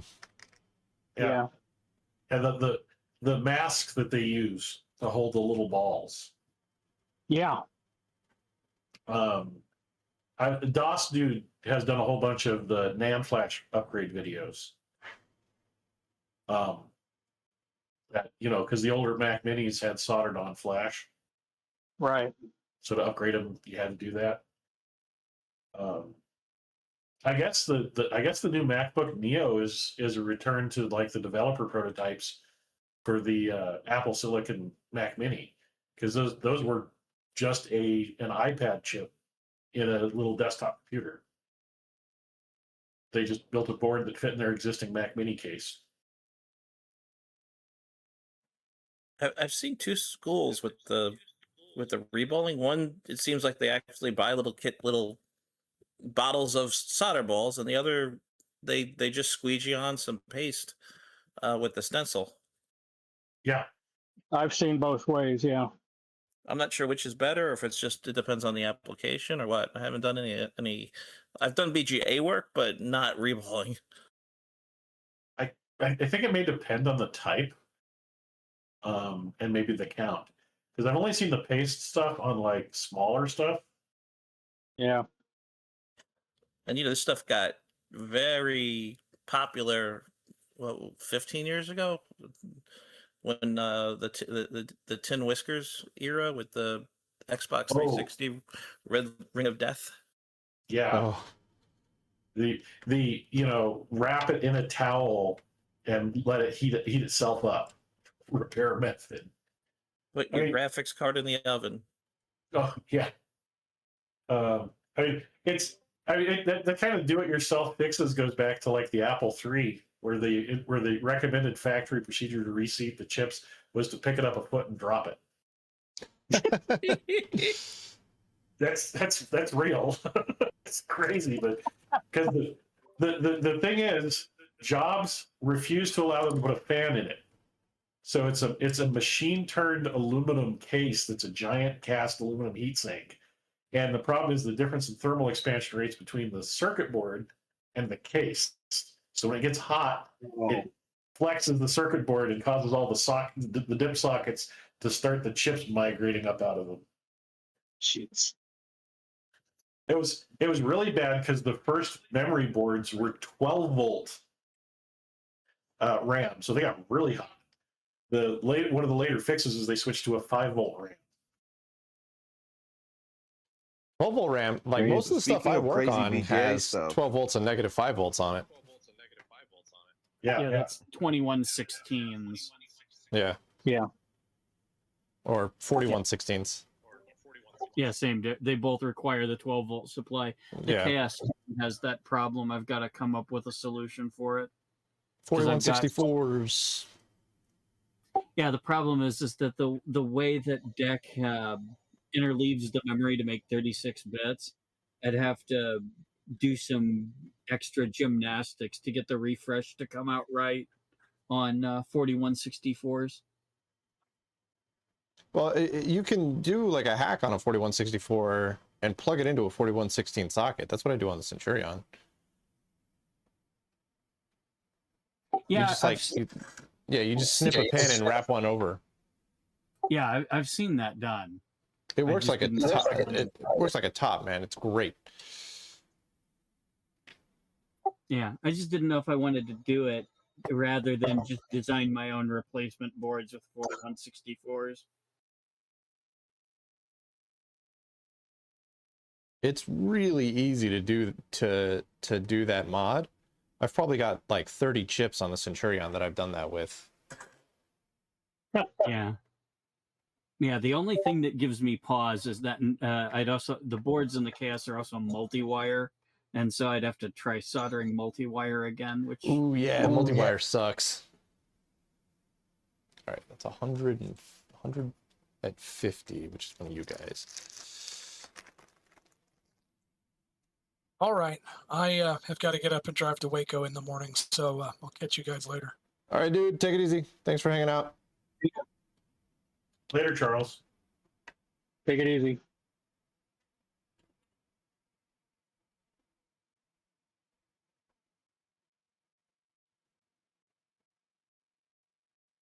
All right, we're gonna do this one at a time. Although the solder wick miraculously on this one actually cleaned out all of the through holes. Nice. Yeah, so we actually have a potentially much cleaner install happening. Dang, those are some long leads.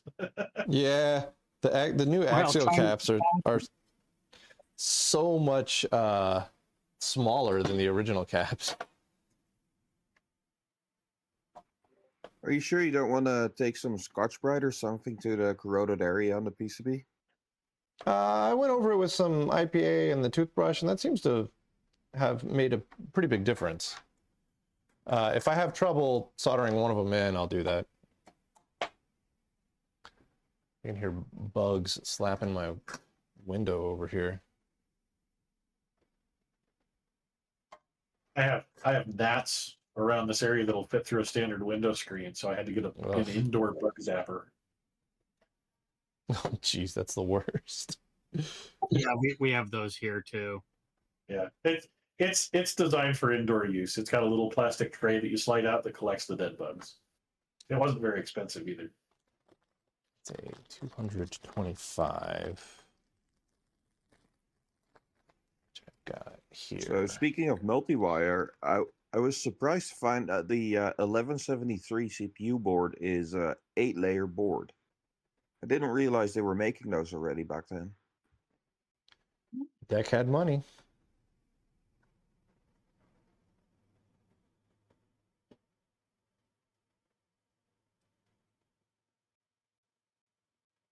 Also, if you look at, I think it's the, like not the surface layer, but the outer signal layers are crazy thin traces on that as well. Well, Looks pretty modern if you look at it. yeah, the 1173 was introduced in 1984. So that's not super crazy.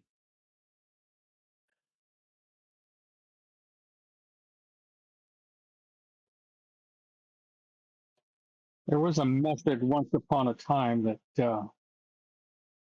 it appeared to have multiple layers of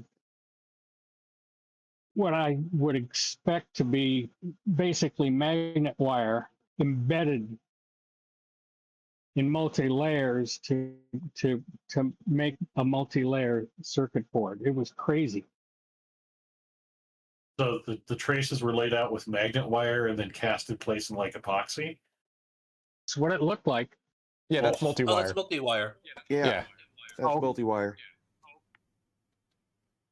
I saw that in avionics, but I was glad I never had to repair it. Yeah, supposedly it is a real nightmare to repair those. You don't actually repair it. What you do is you, if you have a broken trace, you just solder from the component to another component with a bodge wire. Bodge wire, yeah. There was the Apollo guidance computer. They had to cut into the potted material. I can just imagine having to do that on something like a yeah. Oh, I've done that. It's not too bad. Edora Fox just gifted subs. Oh, hey, what's up, Endora Fox?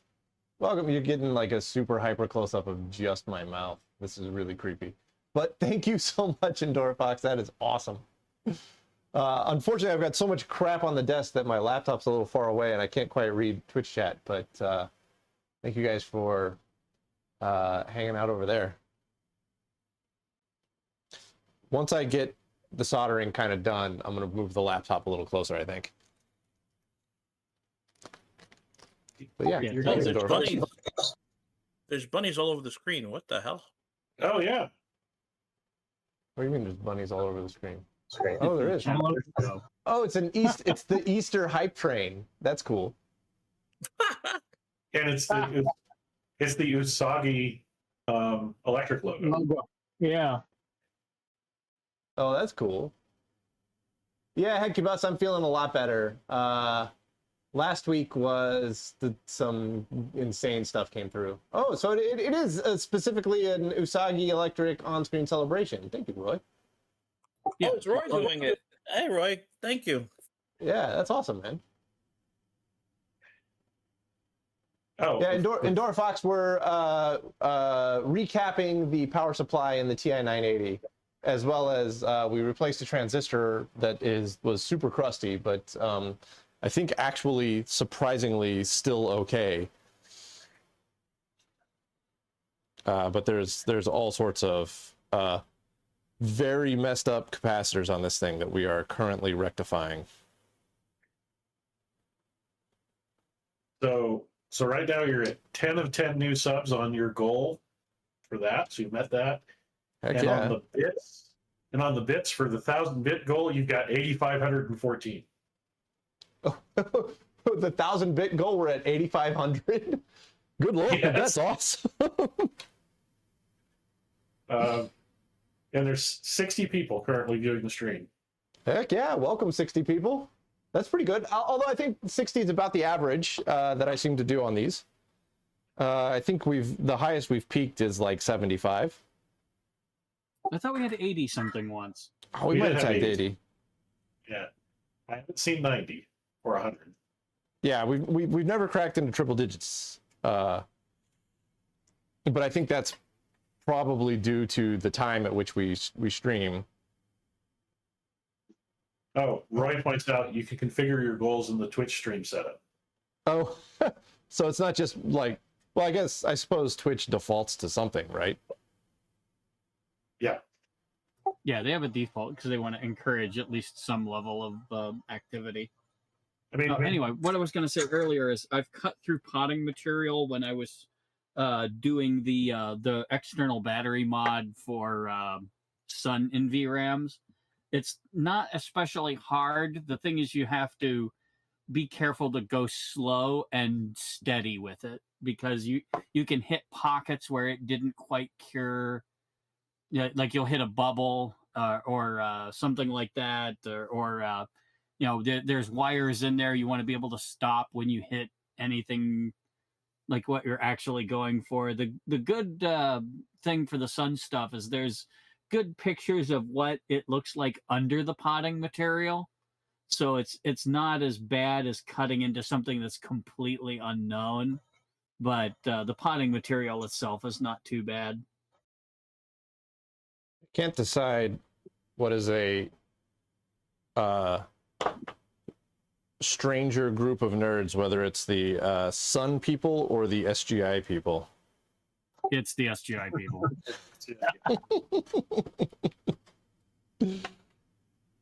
Those folks are fucking weird. Yeah, they're almost as bad as the Amiga people.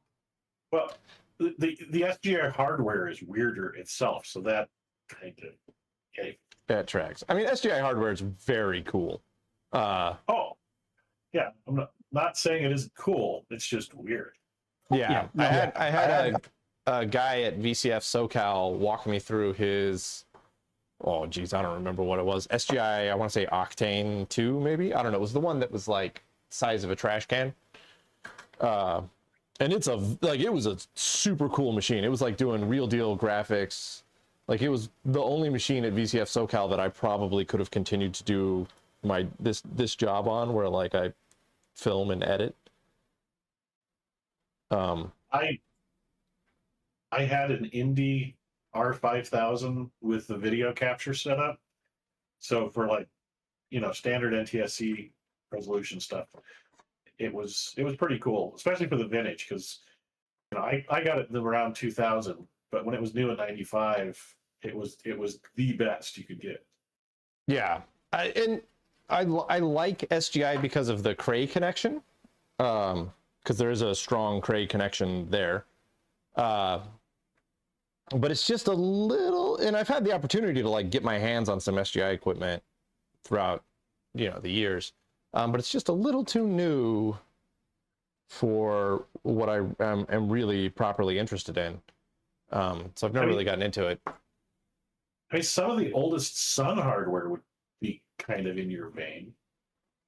Yeah, Sun also has a Cray connection, which I find hilarious. Because it like everybody has a Cray connection, apparently.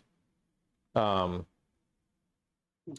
Sun era stuff is still like the oldest Sun stuff is still 1980s, right? Yeah, like early 80s. Yeah, same with like the oldest SGI stuff. They had like,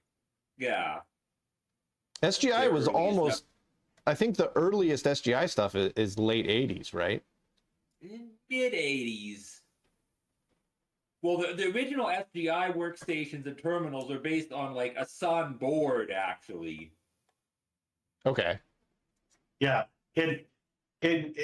Sun was producing 68K based systems with high quality graphics in 1983. Okay. And I mean, their first products were produced in the July of 1982 was their first quarter of their corporate quarters. So, yeah, there is old enough stuff there. I think it's like, what is it, the Sun 3? Sun 1 was the first. Sun 1, yeah, it was the first. Those are very rare though. Yeah. Like, There isn't even an emulator for them that is complete. There's emulators But for even- Sun 2 and Sun 3, but I think Yeah, SGI's Iris, the 1000, was 83, right? If I remember right, the issue with Sun 1 emulation is lack of software to run on it. no, there are OS images for it on bit No, shaders. Yeah, but no, they need the firmware. I think I've seen firmware images for it. I'm not sure because MAME has some. It's just nobody's bothered to work on it, like to actually get it to the point where it's usable. Huh. Yeah, the last I heard, there were only partial ROM dumps and no diagnostics or installation aid type, like disk formatters, things like that you would need to bring up a virgin machine.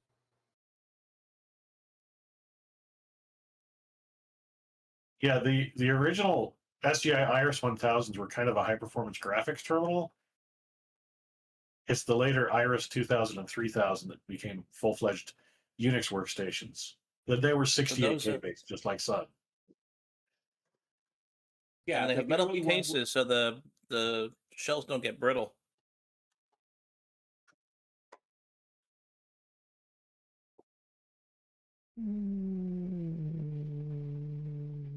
Yeah, I think that'll work. All right, so we're down to just the one 350 microfarad. I think I'm gonna have to step outside to dig. Oh, I might have it right here, actually. Let me see what I got here. I guess the earliest, the Iris 2000s were introduced in '85. So you could get an SGI system. Yeah, it's a little too new. And it is microprocessor based, or at least the CPU is. The GPU, I guess, is. But still, I think it's like a lot of PALs and like LSI in it rather than just MSI or SSI. So yeah, it seems to be more into like SSI and anything and earlier. Well, I guess the Centurion, I guess, is like MSI at least. Or would that be considered LSI? No, the Centurion's an 2901 based, so it depends on, what do you consider a 2901? I mean, the 1173 you got, that's LSI. Yeah, Yeah, True. yeah, that it is. And that's 1984. So 85 isn't that much later. but so the important point about the 1173 is that I don't have the 1173 to have the 1173. I have the 1173 to have a Bowman spectrometer. Well, Right. True. So if we're talking Right. about like computing systems that we're interested in purely for the computing system, then the 1173 is a not really a candidate. I had an 1183 for a while and I gave it away because it felt too new. I didn't give it away, I sold it. I've given a lot of stuff away, but I actually sold the 1183. I sold it for what I paid for it, but Yeah, still. that was one of the few systems that I've sold. I gave away an 11730. Again, because it felt a little new. So the 1144 is more in your vein, and that's 1979. Yeah. I mean, yeah, that it was 79, not. But that is kind of more of a system that I see at Usagi's wheelhouse, what Dave likes to work with. Yeah. Yeah, not only that, the design behind the 1144 is much older than the 1144 itself because it wasn't meant to go faster or anything like that. It was meant to be cheaper to operate. So it was meant to make that the same level of technology accessible to more people. So that's better than something that is on the ragged edge because it represents an unrealistic software environment or capability beyond what would be expected of the time range. And it's discrete TTL, right? Yeah, but it is micro. Yeah, kinda. It's the 44 is discrete TTL with a lot of the more random logic parts of it replaced with PLAs. Right. So that's kind of like the Centurion. Yeah. I So thought the 44 and the Centurion have a very similar construction style.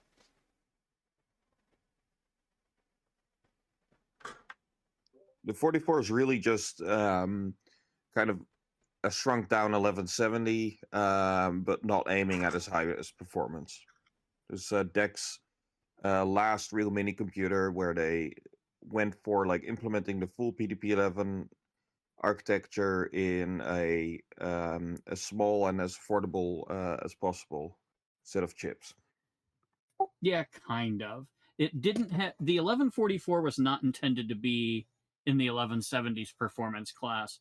It did not have a special path to memory. It did not have the special path to disk that the 11s like the RH70 that's in the 1170 had its own dedicated path to memory.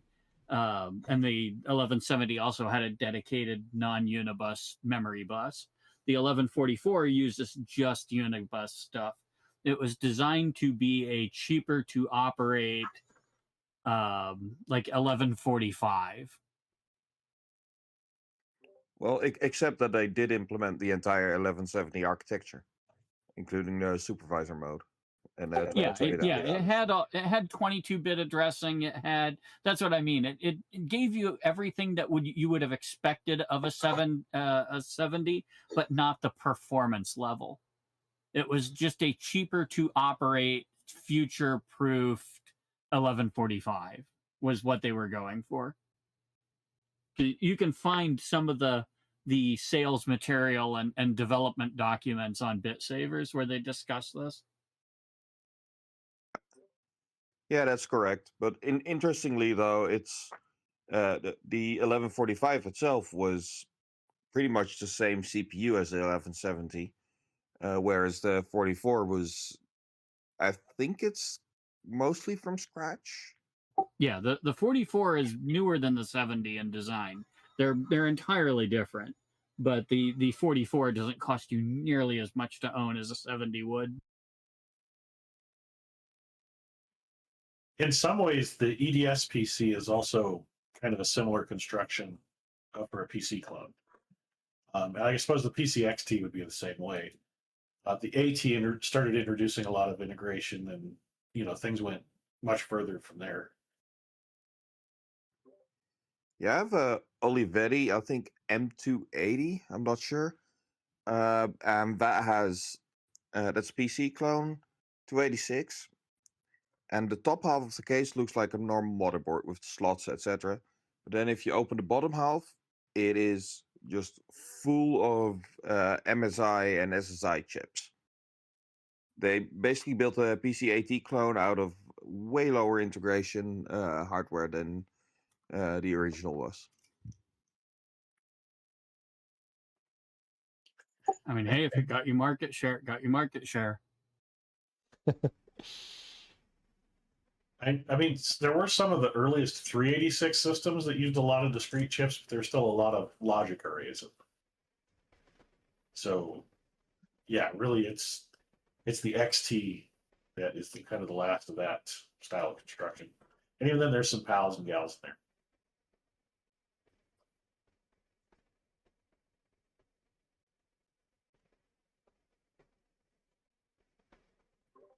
You know, what I find really disappointing about the 1144 is that it doesn't have a real front panel.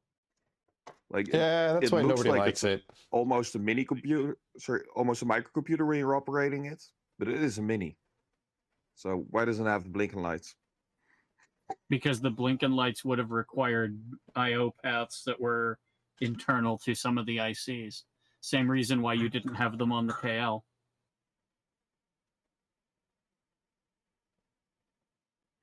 I mean, on the 44, there isn't a lot that's internal to ICs because it's still the data path's still built with 74 181s.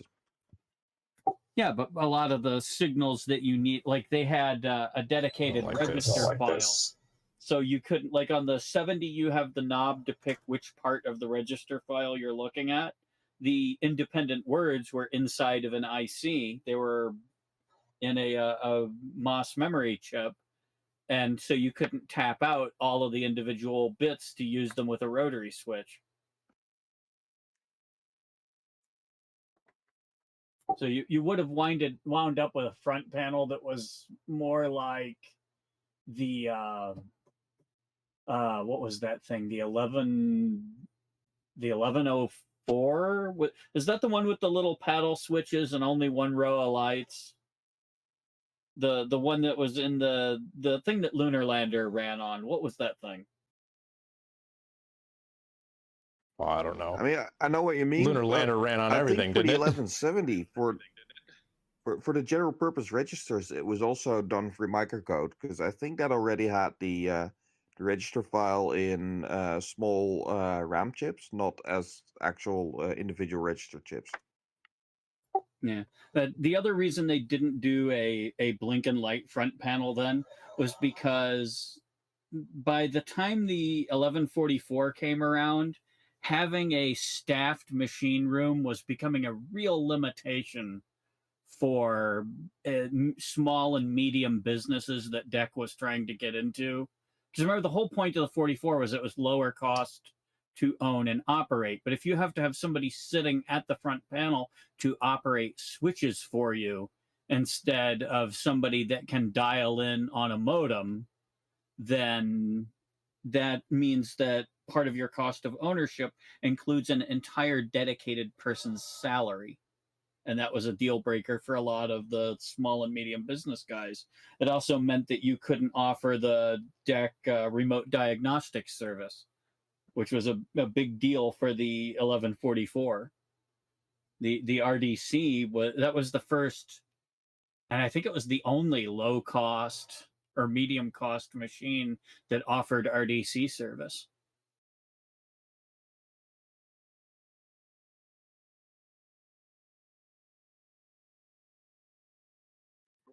Okay, I mean it makes sense, of course, but what Hang on a second. is that I think Usagi's 44 has a far newer firmware on the console processor that mine has, because Usagi's actually prints the little message that says when the output's from the program or from the console processor, and yeah, mine just has the just a single prompt character.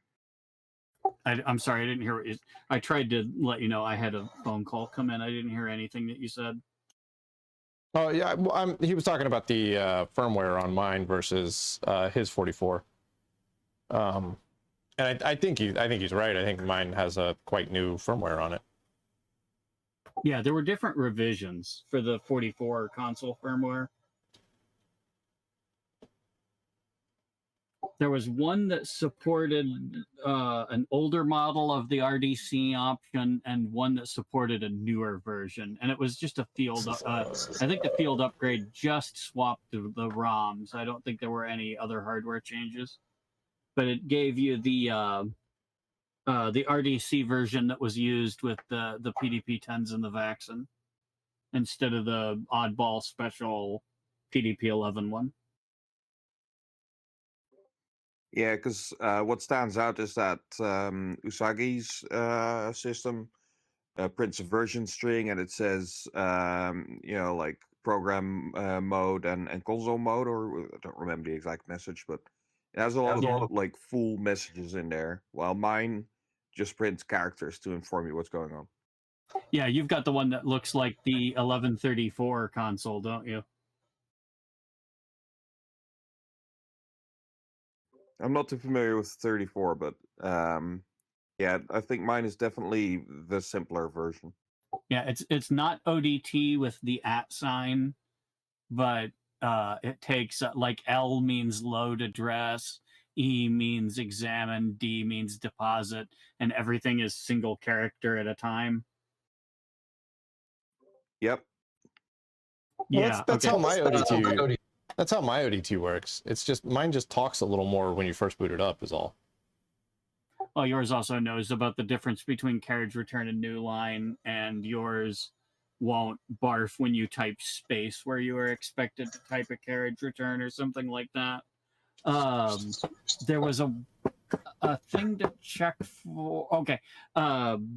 Depending on what Bootstrap ROMs you have installed, if you have an older Bootstrap ROM installed with the newer one and the older one has priority, that can happen. Make sure you don't have more than one software console ROM installed. Sometimes OEMs would do that.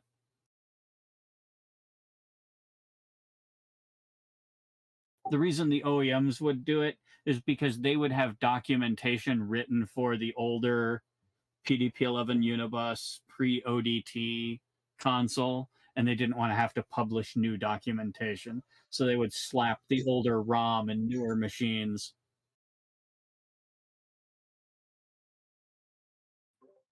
Okay. This is one of the ugliest things I think I've ever done, but whatever. If I remember right, on the 1144, you get 4 optional boot ROMs and the console ROM. And if the situation that I'm thinking of is present, you'll have one of your optional ROMs will be a software console ROM instead of a boot ROM. Right, but the console ROM is for the 8080 CPU in there. It's not PDP-11 code. Yeah, I know. That's why what they'll do is they'll have the older software console was PDP-11 code. We'll have the 8080 console ROM. It will just auto boot into what it thinks is a boot ROM, but it's really the older PDP-11 console. How's it going over there, Dave? I have created the ugliest 350 microfarad capacitor on the planet. I mean, it's like, it's embarrassing. I don't even want to take a picture of it. It's that bad.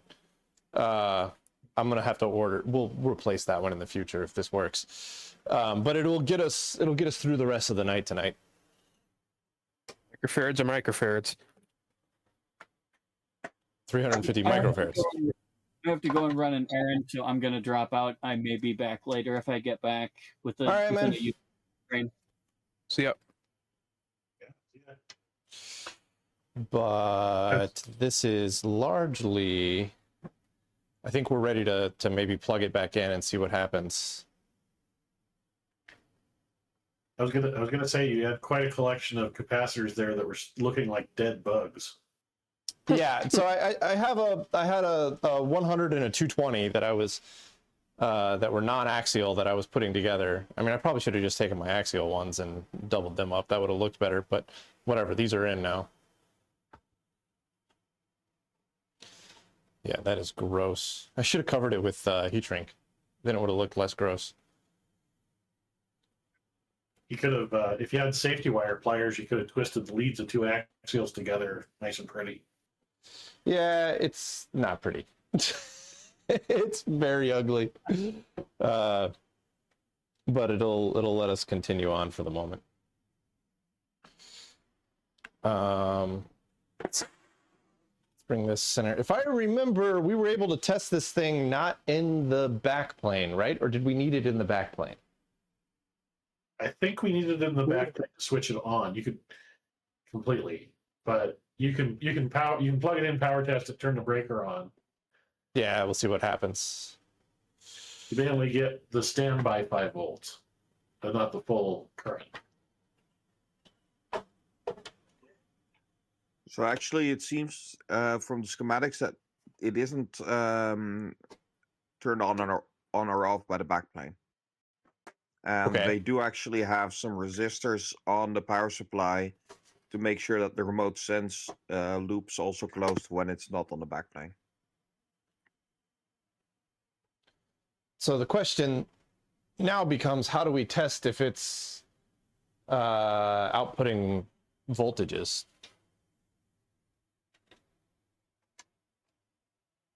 Same way as last time, just measure on the connectors there. Is that is our I guess, yeah, I guess so. It has to come from here anyway, so we should be able to see something coming out of the, because that's going to be the voltage that is delivered all the way to the end. I'm going to unplug my... Yeah, on the top card, there's that whole array of pins that were alternating ground at 5. That should be the main 5 volts. All right. I'm going to keep a little bit of distance here. And... well, nothing caught fire. So it didn't get worse. That's good. It did get worse. Oh man, that's like a legitimate worry for me. That's not a lot of clearance between that metal heatsink and the back of that PCB. Yeah, that metal heatsink has phenolic glued to it, so it doesn't short out. I'd still get some fish paper on that. I'd be very weary. Yeah, that's good. I mean, they knew what they were doing. That's the way Also, they made it just back then. noticing the fact that that uses amp lock connectors. My condolences. I have to deal with those. Those are a nightmare. Okay, so I think we're kind of where we were the other day, where we're seeing like 3.5 volts on this alternating connector plane here. Yeah, so it's still not switching correctly.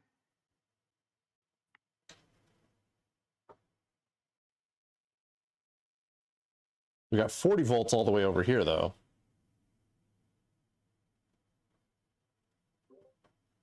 I mean, that's probably the unregulated 35 volts in, and it's not being loaded very much. Yeah. What are these guys? Yeah, so we got our 5-volt reference. I'm looking at it backwards because I'm upside down. So we had our 5-volt reference here, and that's still there at 5.014. And then we have a 21 volt, which I forgot what that was, but we've got it. And then that pin is also sitting at 4.98 volts.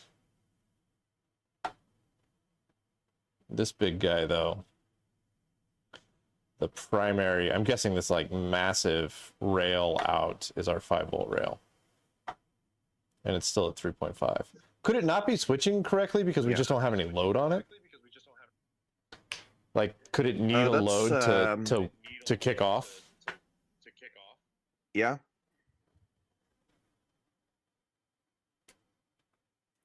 Yeah, I spent some time debugging a modern power supply a few weeks ago where it turns out it was fine. Just didn't want to start without a load. Yeah, unfortunately, putting a load on this thing is not easy because there's no clippy clips. Could you use? I mean, I could just use the computer. You could use the computer. Yeah. Just how I got an idea. Use the UE1 filaments. That'll put a load on it. Jesus. That'll put too much of a load on it. That'd probably be fine with it. I mean, at this point, I say we just send it. 6.3, right? Like, it's clearly not putting out an absurd amount of voltage. Yeah. Right, which was our primary worry. Like, if it was putting out 40 volts on the 5-volt rail, that's a problem. But it's not. It's putting out way less than that. The 980/980B 5 volts is actually an analog regulator. Really? Not a switch. Yeah. So, like, whatever. Let's just what go are you for it. basing that on? Because if you look at the schematics, the one I linked, The 980/980B schematics are showing it as an analog. There is, let's see. So, There's a pre-regulator. it's a buck converter, all right? It's a buck regulator, did you say? Yeah. Yeah, it's buck. It's taking the 30 plus 35 and regulating it down, and then regulating it down further with a pair of twin. What are So they? it's a two-phase you guys switch can see mode everything. buck converter. All right, Yeah, it's recording. Yes, we it's, can. It's here we bucking go. twice. Let's see what happens. Ooh, yeah, our 5-volt rail is at 0.2 volts. Oopsie. Yeah. Breakers on? Yeah. I saw it jump Yes. from 0 up to 0.5 before it pulled itself down to 0.2. So yeah, it's not regulating. It's just when there's no load on it, it floats up to 3.5 volts.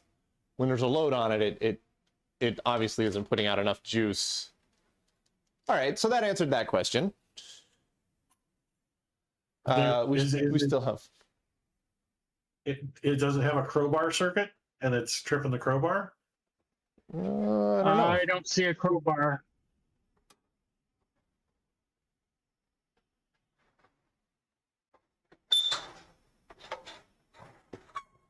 Oh, come on. So you want to check all the auxiliary rails because I think they gate the actual switch mode, like the switching control on all the other rails being okay. Wait, so how are you supposed to turn this thing on and off from the front? Like, you're supposed to be able to turn the thing on and off from the front, right? I don't remember. Don't think so. So it's just on all I the don't- time? Or you have to, like, slide the whole thing out to turn it off? That doesn't make any sense. Yeah. Was it supposed? Maybe Well, it's an the industrial original computer. rack had a power controller.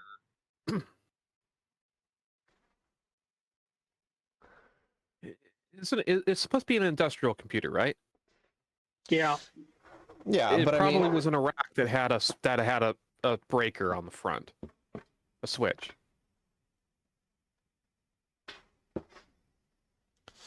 yeah, it could or be Yeah, that. something It might like be the turned off. PDP-11 rack controllers. Yeah. I've never seen a computer that doesn't have a power switch. You know, like a circuit breaker is not a power switch, right? A circuit breaker is a circuit breaker. You're not supposed to use that as an on-off switch. Yes and no. There are some things I've worked on where that was the primary switch. Just seems like a bad idea. Yeah, but this is just the CPU, right? So it would have been in a rack with storage, etc., and the main switch might well have been outside of the CPU chassis. Well, then the main switch has to have some way to plug into this to power it, right? Like, I feel like there's got to be a power switch somewhere. Yeah. Well, there is. What's the tiny little switch? I can't quite see it. So there's on, a key. off. There's a key switch on. Oh, you're talking about the other one on the left. That's for the battery, I think. Okay. Oh, yeah. I'm guessing it says S1 on off, and then there's and it says BAT underneath it. Yeah, and then there's the amp lock connector that says battery that I can read. Yeah, and then you got a battery test 1 amp load over here. So like, I feel like this is all battery related on this side. And then you've got CB1 as your circuit breaker. There's a 10 amp circuit breaker.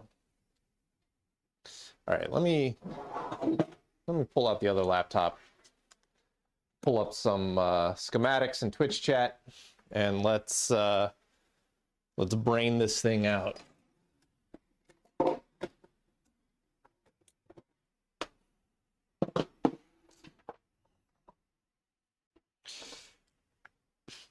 Because I could very much so see it like generating all of the correct reference voltages and everything for it to kind of, you know, come up and go, and it's just waiting for waiting for the go-ahead from something external.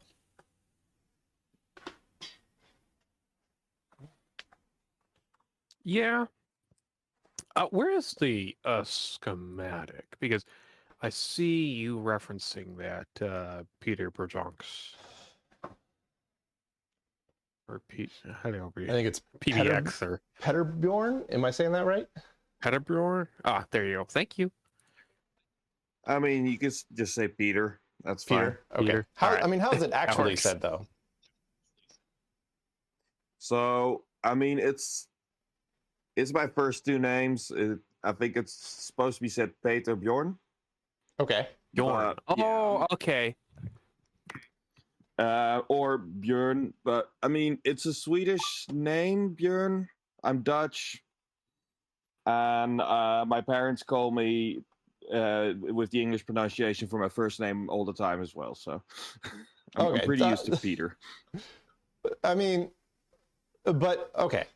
I mean, you're used to Peter, but like, what would you call yourself if you had the choice? It's not what you're used to. Like, I'm used to Dave, but I don't refer to myself as Dave. I refer to myself as David. Right? Really depends. If I'm speaking English, Peter. Okay. Speaking Dutch, Peter.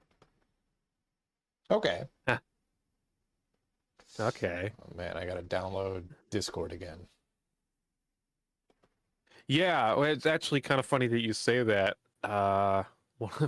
One of my friends has been having issues with Discord because older version of Windows doesn't allow newer version of Discord, and then encryption has been mandated, but apparently not in stages, so doesn't require it. He just accidentally connected with no encryption. Okay. Weird, but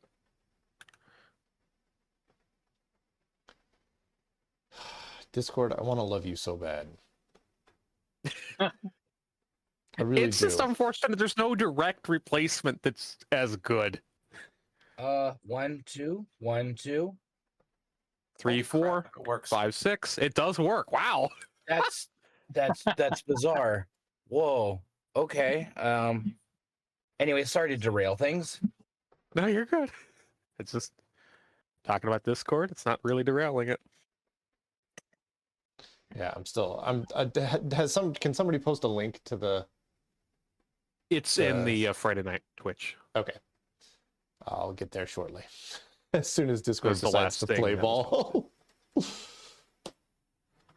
Oh man, It's better than this. Also, so these are for a different version. We don't have the actual schematics for the machine Usari's working on. Ah, okay. What we have is the 980 or 980B, but there was a different power supply, which David has, that is the 980A. Because I got to be special. Yep. Yeah, and the so the board that has the switch mode buck converter is different, but mostly similar. The other card that goes in the power supply seems to be entirely different.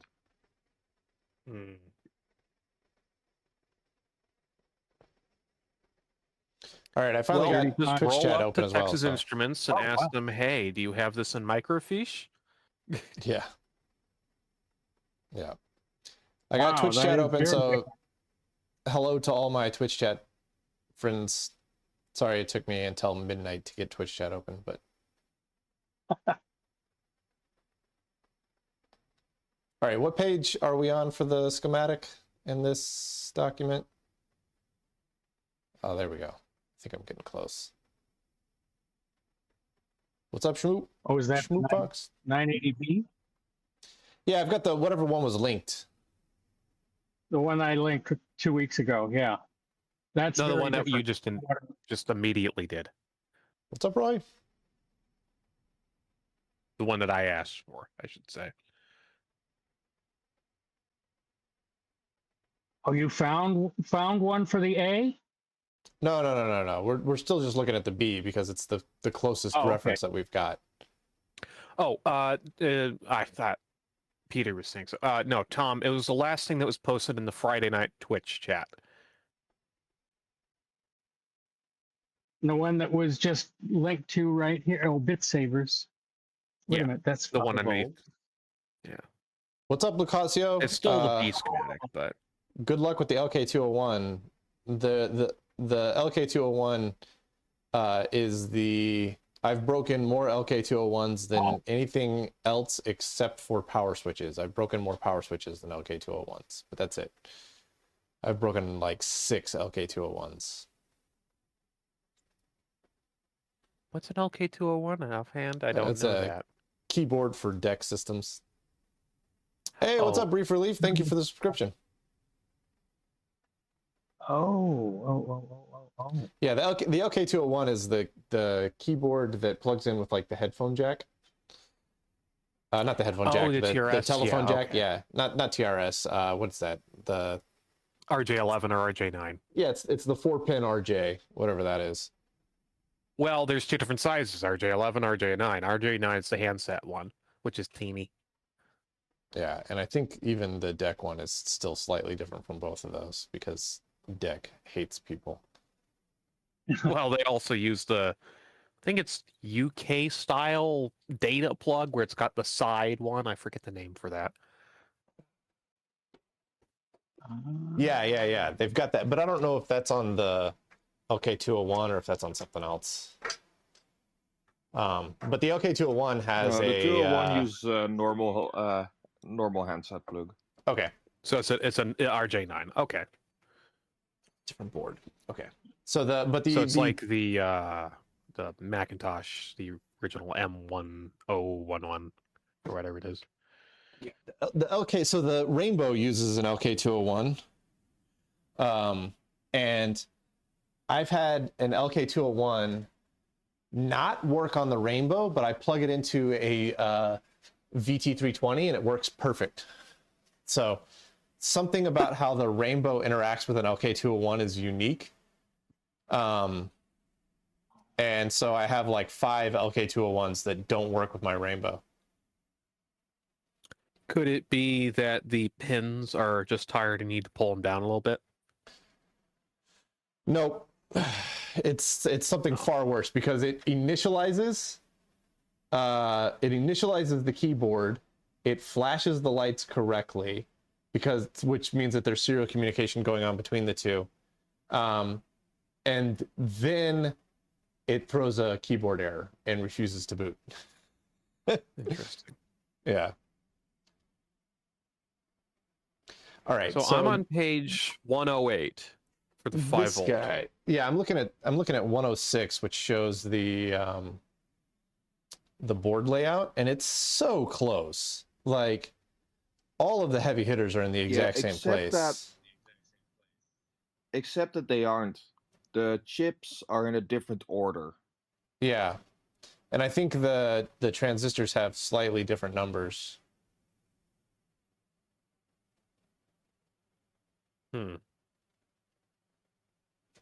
Actually, would you be able to take a high-resolution photo of the back of the board?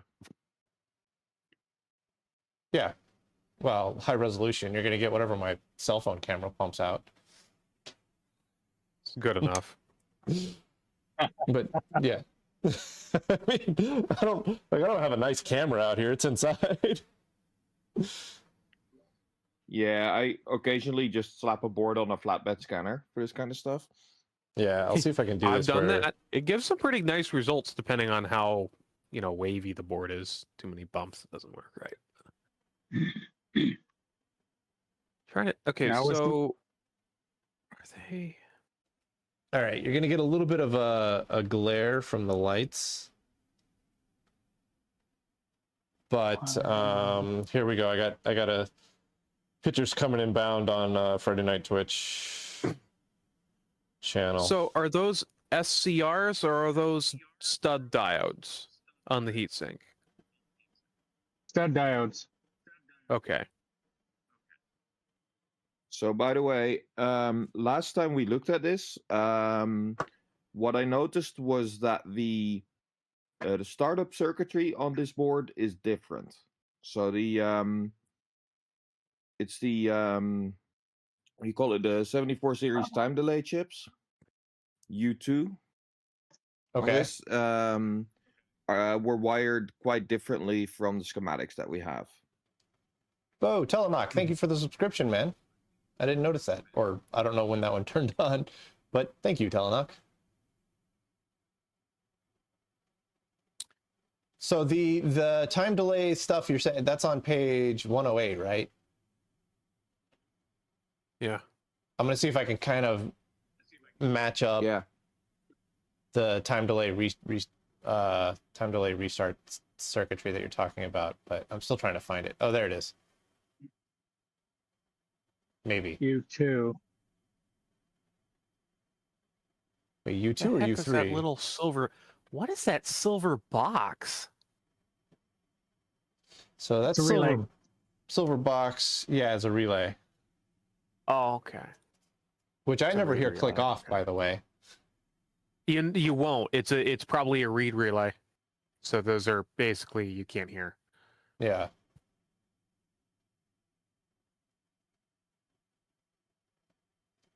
So U2 is, it doesn't say what that is. Looking at this visually, there's one A1, transistor A2, that B. looks a little bent downward.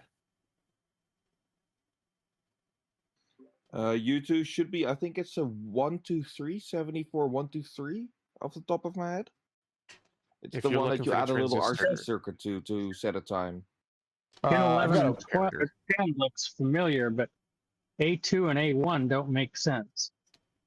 Oh, Yeah, those are inputs. That's right. Okay.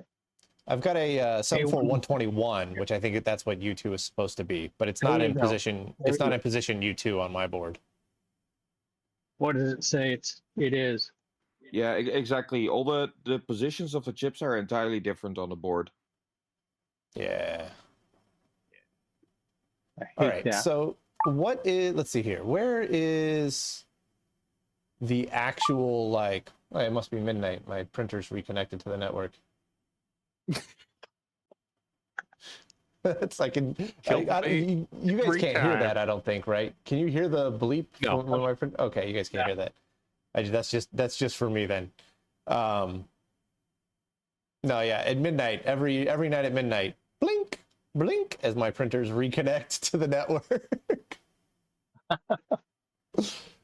So And then my furnace kicks on because of the smart thermostat. Yeah. All right, so I'm trying to figure out where the actual 5-volt power is coming out on this thing, and it looks like it's on the second page, right? Yeah. Yeah. So you've got a plus What I 5 there. had Yeah, been that's looking- 109, page 109. Yeah. So what's gating this plus 5 out? It's not gated. It's a switch mode converter. Okay. So your Q14, CR8, and L1 form a buck converter pretty much, and then it's a two-phase one. So the circuit below it is the second phase, and they get driven by the signal from R63 and R64, which are derived from the Phi1 and Phi2 clocks at the bottom of the page. Those clocks are gated with a comparator that basically PWMs the converter to set the voltage. Okay. So that's the bit around AR1. Yeah, we need to find the equivalent of U6 pin 8 and 11 on my board. Because if U6, 8, and 11 are not doing anything, then we're never going to drive any voltage out, right? Yeah. So from So last time we did see that 60 kilohertz clock was there. Yes, and we saw did. that rev ramped was present. So this would be a good place to start. Yeah. So that's U6. They're drawing it funny, man. Is that a NAND gate or is that an AND gate? It's That's NAND. an AND gate Open collector. with a open collector output, probably. Okay, so that would be, let's see here, I've got 7400, that's not going to be it. I've got a 7474, that's not it. There's It's another a 7400. 7409. It says so on a different page. Okay, so I've got an 7409. 09. What's an 03? An 03 is also something open collector, right? The 03, that would be U1 on the schematic, according to the list I have here. And that's a open collector NAND. So what's an 09 then? Open collector AND. Oh, okay, okay. So it's an open collector AND versus an open collector NAND. And I've got both on here, so presumably there's a... Yeah, on the 108 page, okay, you've got NANDs, ANDs, and open collector ANDs, and the vertical line is open collector, and for inverted, they just use the normal, like, little circle. Okay. So from there, let's see if I can trace this back a little bit, because the Q20 and so we've got Q15 and Q20 that feed into the weird fun diode network of Q17, Q16, 17, 18, and 14.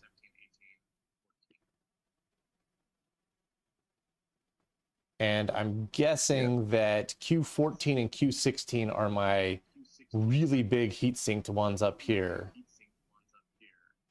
Yeah, correct. And then Q18 and Q17 are the smaller ones that I was replacing earlier. Yep. Although that seems wrong. Because those are labeled Q... Oh, wait, no. Well, Oh, yeah, no, that's right. I just don't know how to read. So, yeah. Q14 and Q16 are the two big guys up here. So that does actually match. Kind of. Yeah, Q14, Q16. So those are the big guys up here. These are actually Q13 and Q15, it looks like. Which doesn't match the 17, 18 there. But these are the 2N3740s. So that's going to match to here. Yeah. These are my So notice that stud next to diodes. those transistors, they are labeled H in a square box, in a triangle, and then for 20 and 15 in a circle. I think that's different types of heat sinking. Yeah. And that would mean that Q20 and Q15 might very well be the two transistors with the little star-shaped heatsink on them on the board. Oh, okay. Yeah. Q14 on mine, and 16 are on the big heat sink. so the one with the star-shaped, the transistors with the star-shaped heat sinks are 2N711s. Yeah. 3740s I've got. 1711? Maybe. 2N1711. Oh, yeah, 2N1711. Yeah, 2N1711s. Yeah, So, yeah. That's Q20 and Q15 on the schematic. Okay, so if I can trace out from those to the 7409, then we know we can verify what pins we need to be looking at on the 7409 and make sure that it truly is 8 and 11, right? Yeah. Well, I vaguely remember from last time that it was different pins on the 09 in your case. Yeah, that's why I want to verify.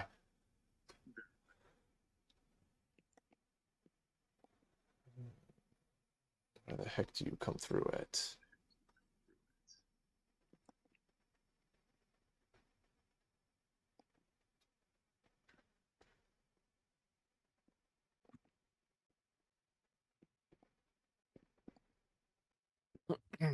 Do they also go? Oh, they go to pull-up resistors as well. Okay.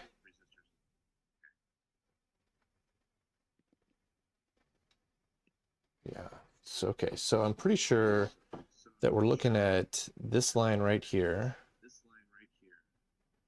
which is going to come down to that pin and that pin. Where's pin 1 on this thing?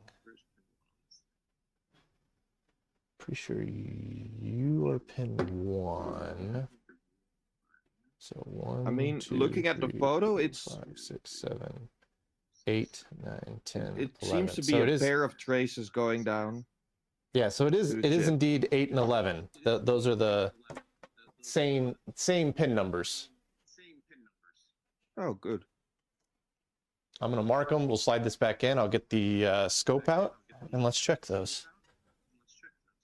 I'm back. Did I miss anything?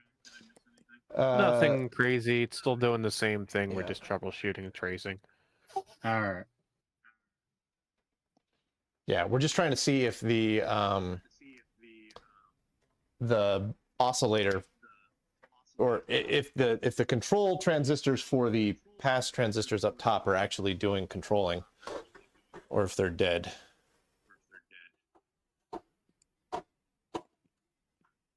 All right, let's get that oscilloscope out.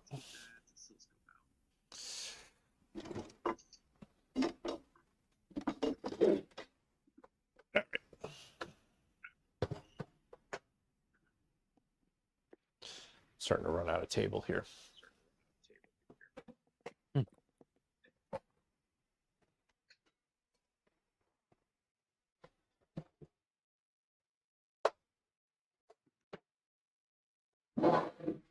Let me get a power cord for that. God, there's a guy selling a bunch of fire extinguishers. The stuff with the real good cancer chemicals in them. Cute. Oh, Yeah. Including the Carbide? little firebomb ones that hang on the wall. For when you demand more asbestos, more asbestos, more That's right. asbestos. That's right. oh no, it's worse. They're usually carbon tetrachloride, which, unlike asbestos, it will just give you cancer tomorrow. Yeah, carbon tet is one of those where you find out how early it was banned, and you're just like, oh, it must have been really bad. Yeah. Yep. Yeah. When people in the 1930s are like, "Ooh, this is rough," that's when you know it's not good. Yeah. It was banned in the early 60s, so it's like, oh. Yeah, there you go. They're like, yeah, well, you know, we'll play with plutonium, but that I ain't touching that.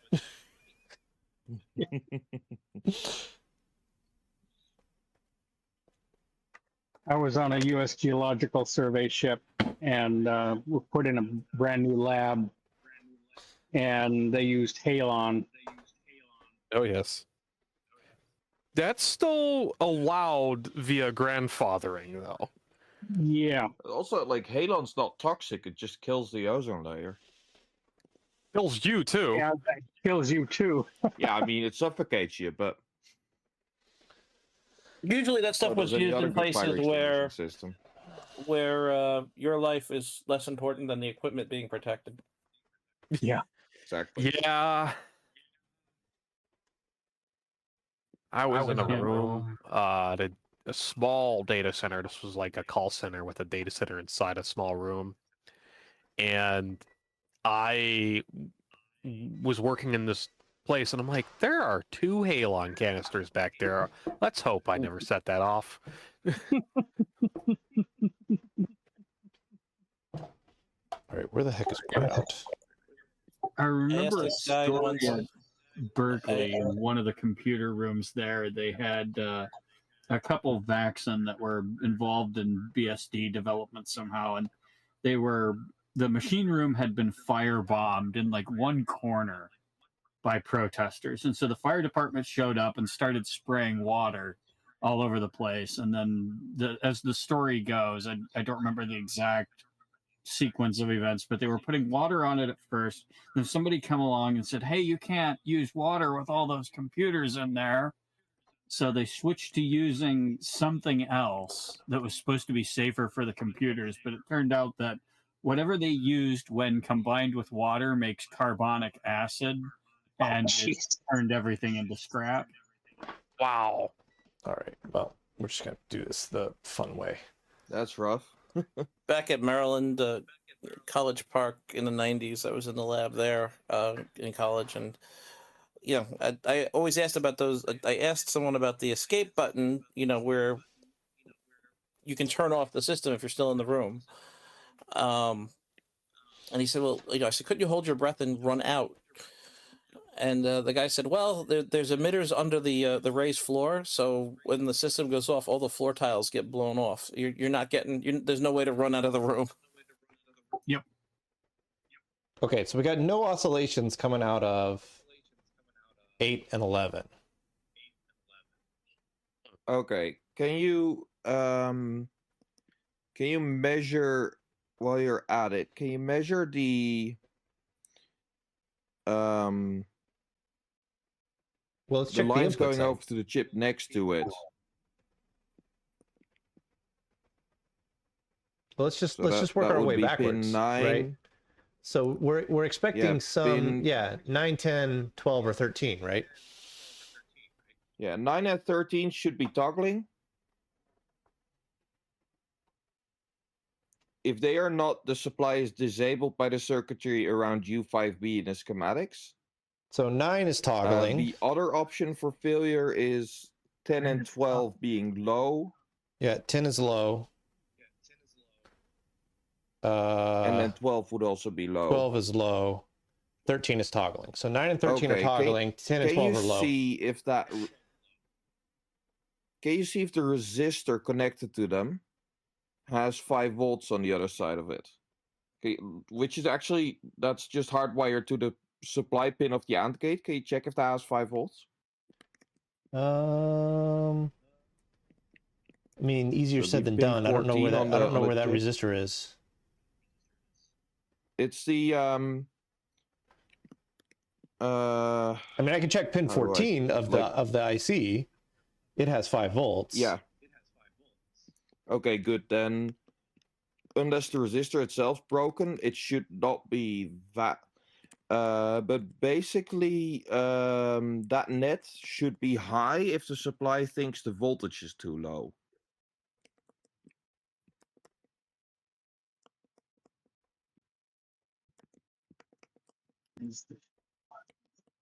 Yeah, It's so, the so we output got, of the comparator. yeah, so you've got whatever AR1 going on there, right? So there's a reference ramped that's coming into it,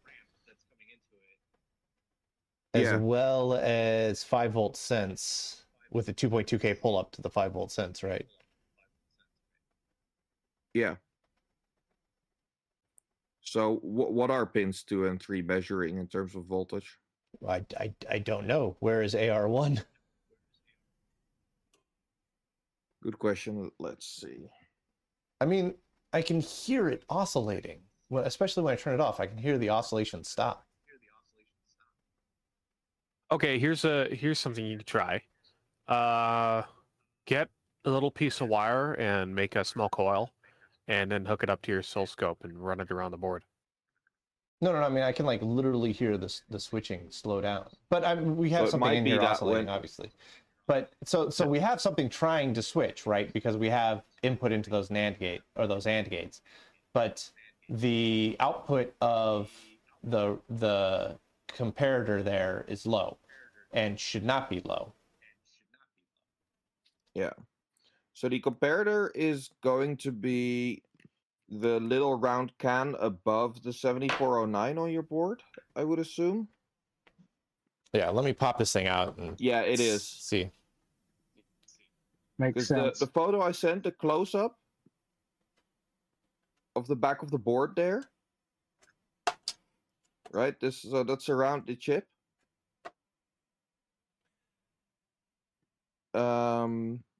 Yeah. I'm not sure what I'm looking at in that photo. Okay,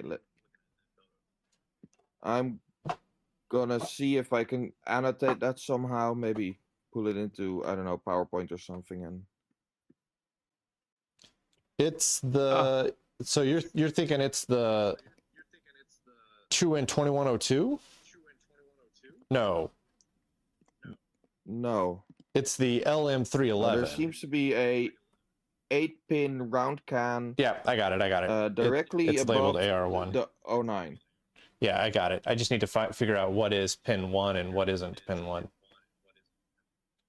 Where did I? There Pin it is. 1 is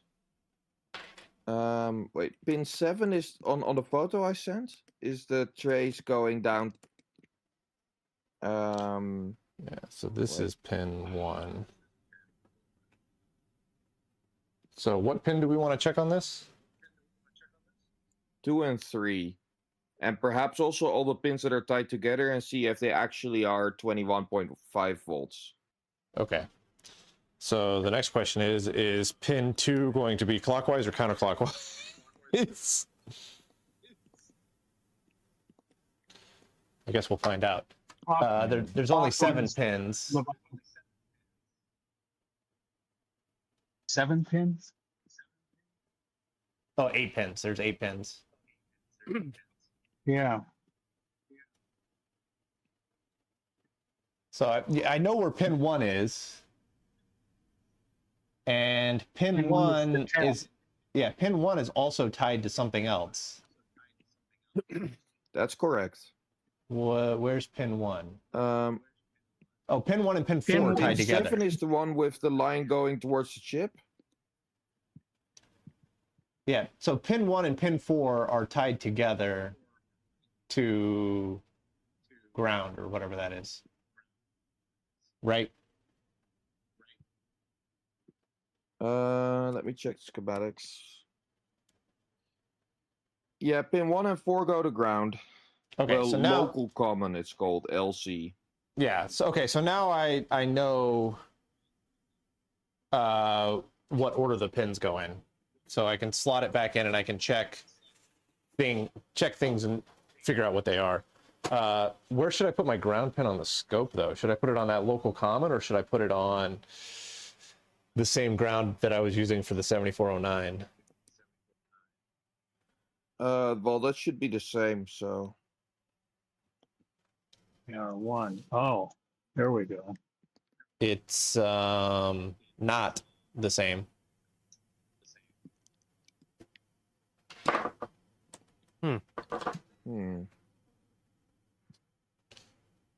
Yeah, they're very much so not the same. There's like 3 kilo ohms difference between the two. I mean, I can't immediately find where they power the logic gates, but that seems odd. So the logic them not gate to be the ground same, 'cause- is not the same ground as the ground that's going out to the computer. But it was. No, that's correct. Yeah, when we did our check for like looking at the reference voltage and the 21 volts that's coming in, the ground that we used for that check is the same ground as the ground for the ICs. But that is not the same ground as that should be that local common. That's not the same as the local common, no.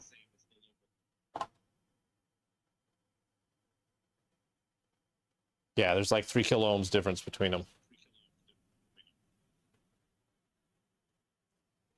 So the ICs are hitting a different ground than the local common. That almost cannot be correct because there's, for example, the oscillator is between 5-volt aux and local common. Is connected to those chips directly. I hear what you're saying, but like if you follow pin 1 and 4 of AR1 up, you'll see that it goes to a very different place than the 4 fatties that we were looking at. Yeah. That we were using as ground, right? Yeah, so 1 and 4,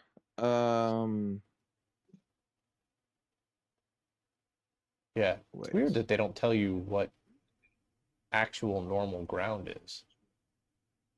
Where is regular ass ground?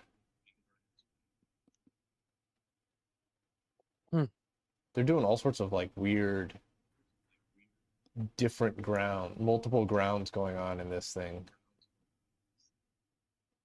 Wait, there's something I don't get here. If I look at that AR1, so pin 7 has to be the line going down. And then next to be is 1.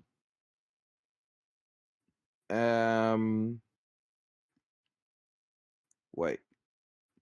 7, Wait. So 6, 5, and local common. oh, Local that fat common trace there. is somehow controlled, is somehow related to M reset? No, wait. Where does local common get its actual ground from?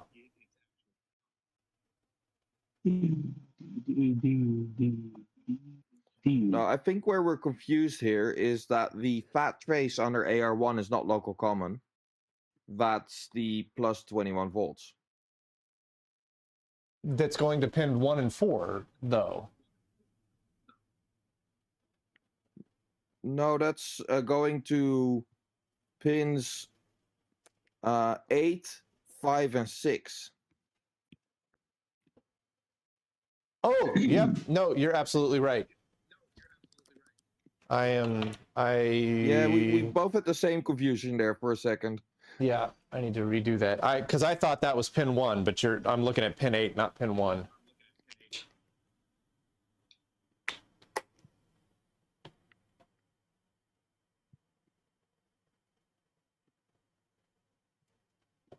I can see it now. All right, so that Was is. there a bad spot? No, I just didn't see that it was connected up to a third trace. So that's 8, 7. Oh. That's going to be 6. And then that's going to be 5. I mean, that one has to be 7 because it's going to the chip's input. Okay. Yeah, I now see where 5 and 6 are, which are going to be that. So that'll let me check 1, 2, or that'll let me check 2 and 3. Okay. All right. That means I can use the same ground. Also check that 21 volts if it's there. Yeah, I'll check that 21 volts right quick. So if I put you on there. Yeah, we got 21.65 on that. That's good. All right, so we want to look at. Yeah, so at least it's all powered. 2 and 3. Those are the two that we care about the most, right? Yeah. All right, so let me see if those are oscillating, and if they aren't, then I'll use the digital multimeter to get a real. Yeah, I mean, they shouldn't be.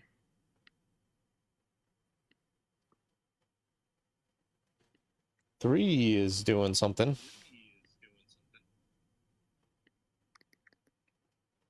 What's 4? 4 should be local common, right? Yes. Yeah. So how come that's showing up as something wildly different, some negative voltage?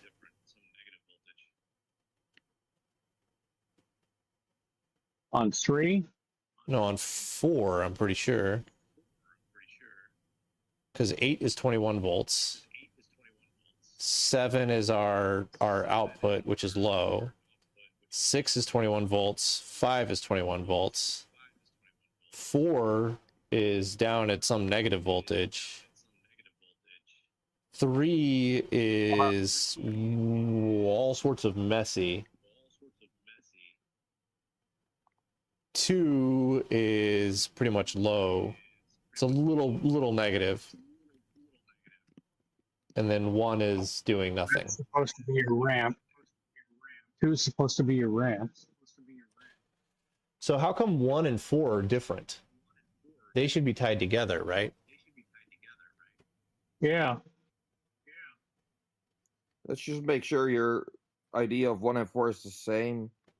Yeah, that's probably that a good... I have. So yeah, this is my interpretation.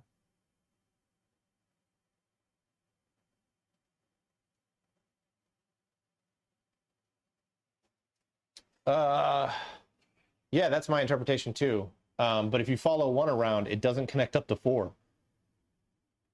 Oh. All right, time to look up the IC. Because I'm really sure about 7. because the line going down there, that's like parallel to the fat trace, goes to a 470 ohm resistor, which then goes to 12 and 10, like on the photos of the board. So Okay. Yeah. And then 8, 6, and 5 So we're that- confident of because they're definitely at 21.5 volts. But yeah, and they're all 4 tied does together. That's 4 does not directly connect to 1 in any way that I can see. And if I measure 1 and I measure 4, they're different. Yeah. So I'm just quickly gonna look at the other side of the board and see if I can make sense of the components around there. And 4 is wibble wobbling all over the dang place.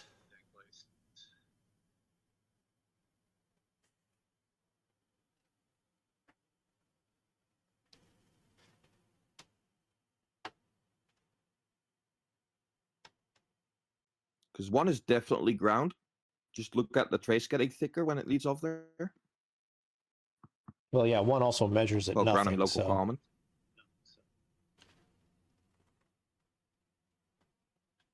Three is noisy. 4 is at a negative voltage. Yeah. That is about negative 3 volts or so. And 3's got some sine wave on it.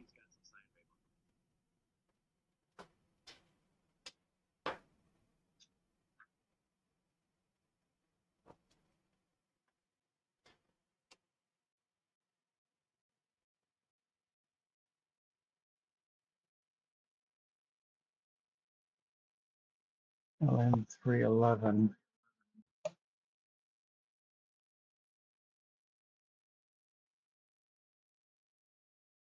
That almost looks like 60 hertz.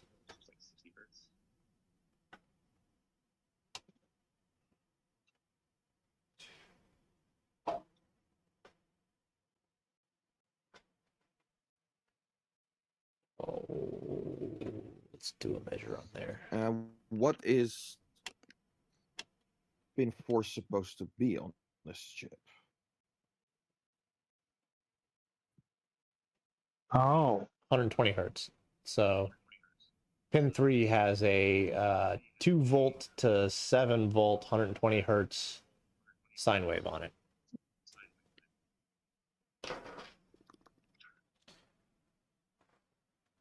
And or okay, so the chip is a LM311, Yes. and VCC wait, this minus. data sheet does not have the CAN pin out. Oh, Um, 4, Oh. 4 is VCC minus. 8 is VCC plus. So it's a different IC. They're not using an LM311 in the schematic that we were looking at. Oh, Maybe. why? well, According to the schematic, it's a 311. Oh, it is? yeah. Yeah, it's a few pages back. There's a list of references and part numbers. And it's the So- listing is split between 2 pages. Yeah. What I don't get, so 1 is clearly local common, as the schematic says. But then where is 4 going? Yeah, 4 says it's VCC minus, which makes sense for there being some kind of negative supply Negative voltage that I'm seeing on that. But the schematic ties it to local common. Yes. That's clearly not the case on my revision. Right. So let's see. It goes off.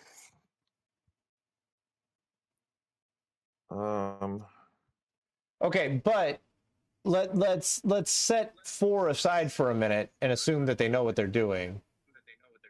And if we take a look at 2 and 3, Yeah, which are the inputs? 3 has 120 Yeah. hertz sine wave on it, which it shouldn't. No. No, Well, that's 3 should multiple- come from sense. 5-volt sense. Yeah, but I'm seeing like a Wait, 2 to what's 7 that? volt 120 hertz sine wave on it. What's that circuit around AR2 doing though? The circuit around Good AR2. question. Oh, I Yeah. got it over there. To the That right- also ties to into the right that of same the node. R1.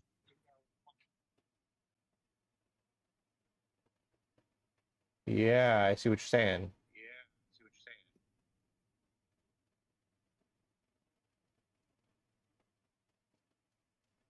That looks like it almost looks like that's should be like CR14 and CR15 are acting as rectifiers. Yeah. And then I think C25 it's a wired logic. Yeah, but if C25 is dead, hey, Mr. Z Harley, thanks for the prime sub, awesome. All right, so if C25 is dead and that's one that I didn't replace, that could be giving us our 120 hertz ripple that we're seeing on the input to AR1, right? Well, not really, because it's not like they're not rectifying power. AR2 are comparators, and CR14 and CR15 would form a NAND gate together. Yeah, I see what you're saying. I will say this because the little tiny capacitors like C11, C12, and all that, those I've known to be suspect caps. I believe they're the wet tantalums again. Yeah, C25 I'm suspicious of because we're seeing something on there and we shouldn't be. So the question is where is C25 at? How many microfarad is it? One. One at how many volt? 50. Oh, 50. One at 50? It's probably that big one that says NC1 above the ceramic socketed can. Pop the board out here right quick. Which I would be pretty certain is not actually socketed, but it's just a spacer. But yeah, It looks like a socket to me, but it could be a spacer, yeah. I said it was what, C25? Yeah. And you're saying it's where? Right above the comparator IC, the one that has the right ceramic spacer or socket. Right left. above all the cluster for upper left middle. Yeah, I've got you. above the oscillator. That one's called a C11. That can't be. There's a C11 all the way near the heatsink. Oh, sorry. So it's right hand side above the big can.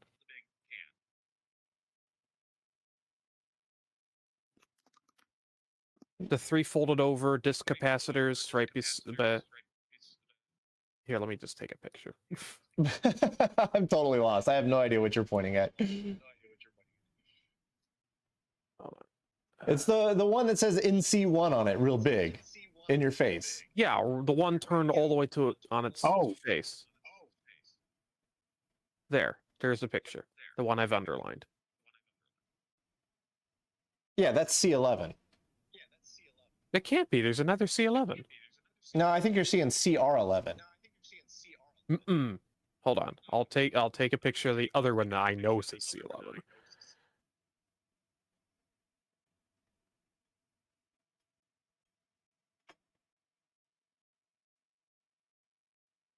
All right. Here is the thing that I know says C11. I don't think that says C11. Where's that at? Next to the heatsink. That's C10.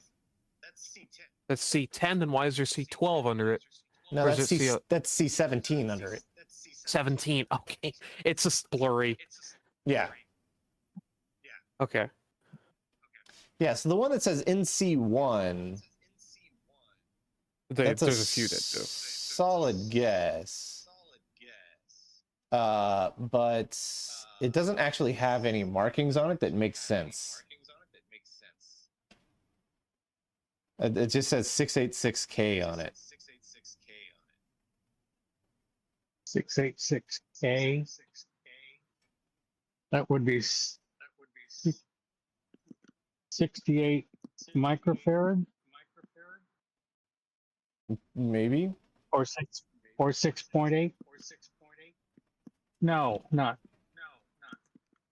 Well, okay, so these have these 686. black poly caps too. Oh, God. All right, so where's CR14 and CR15 at? Or actually, where's AR2 at even? Well, CR15, I see it already. You see those two black monolith capacitors above Z4? The 7400N? Yeah, yes. That should be Okay. CR15 there. Yeah, I gotcha. Now I wonder if that's the same CR15 as the schematic.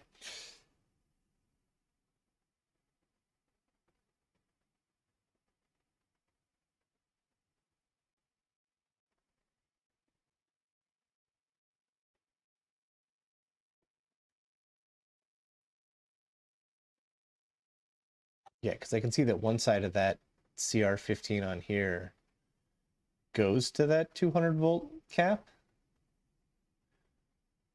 But it does not on the schematic.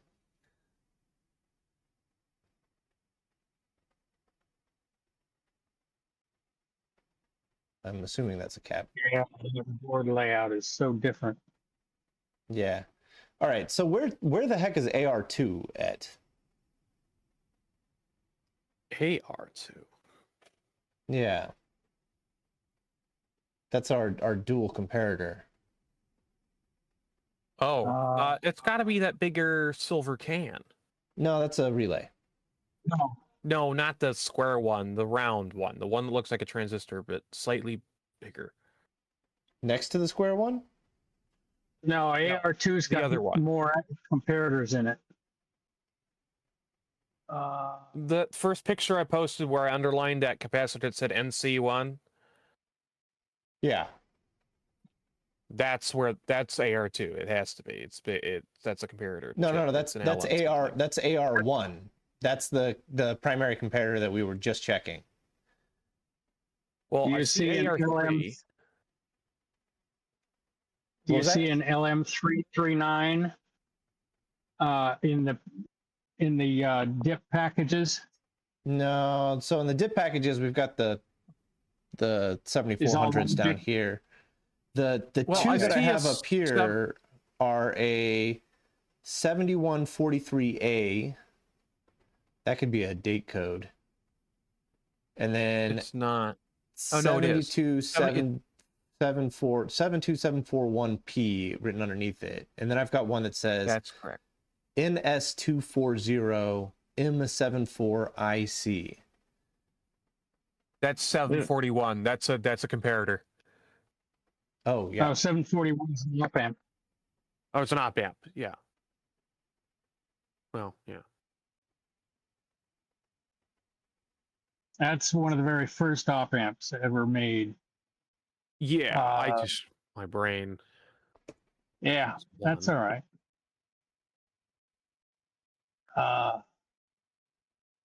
That's a singular op amp, and so we're looking for a dual comparator. Sure. Yeah, I don't see it's that. not on your circuit. Oh, wait a minute. The two 8-pin dips.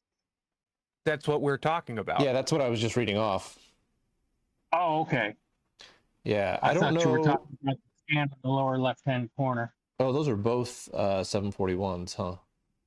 So they could be building that. Oh, they've written that as AR3 on here. Yeah. So I think they're instead of AR2, I think they're using. Oh yeah, no, it's AR2 and AR3. So they're using two 741s to build out that AR2, AR3 that we're looking at on there. Okay. Must be. Yeah. So what is the output pin of a 741? Let me Pin dig up 2? one. Pin 6 is the output. Is it? Pin 6. Yeah. 1, 2, 3, 4, 5, 6. So pin 6 of the output goes that way. Oh, I was thinking of the inverting To input. a bunch of places. But it goes up to that diode, which is CR14. This one, 6 goes up to CR16. So CR14 and CR16 are our two diodes out, which is ironically close to CR14 and CR15 that they've written on there. Yeah, and then those tie together and go to that pin, which is a R59. So it's got a resistor before it gets anywhere else. The other side of R59 shoots off all the way over to pin 4. So that's the right thing. And there's a 100 volt, that black cap that's 100 volt is on it. It just says 100 volt AVX on it. Doesn't tell me what the 100 actual volt AVX. Yeah, CK06BX223K. So whatever a 223 is, that's the capacitor that's on it. 223K. Oh God, what's that code mean? 2.33. So it's like a forget what that means. 22 nanofarad or something like that. 22 nanofarad, yeah. Yeah. Yeah. So that's I always forget cap codes. Instead of a C25. Oh no. Okay, so you've got the 2.2K, and then on the other side of that 2.2K, that's that 22 nanofarad, which is C22.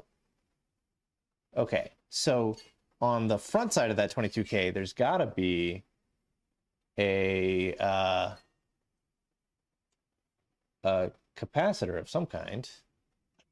But I swear that there is those not. black little boxes are caps too, just so you know. Yeah, no, but I'm looking at the actual like board, and the traces don't go to a cap. They just go straight to that 2.2K, red, which is 2.2, right?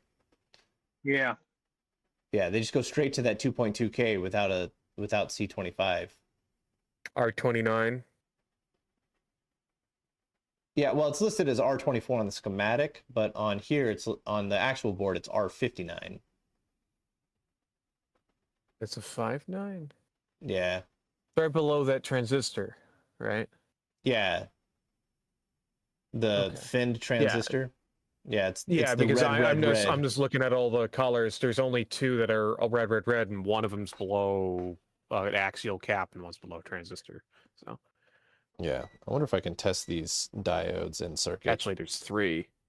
Now that I look, because there's one also next to that comparator IC.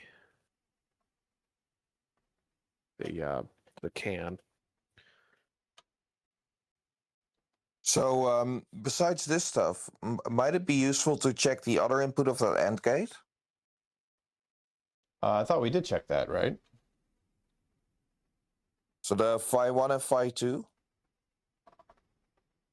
So we checked,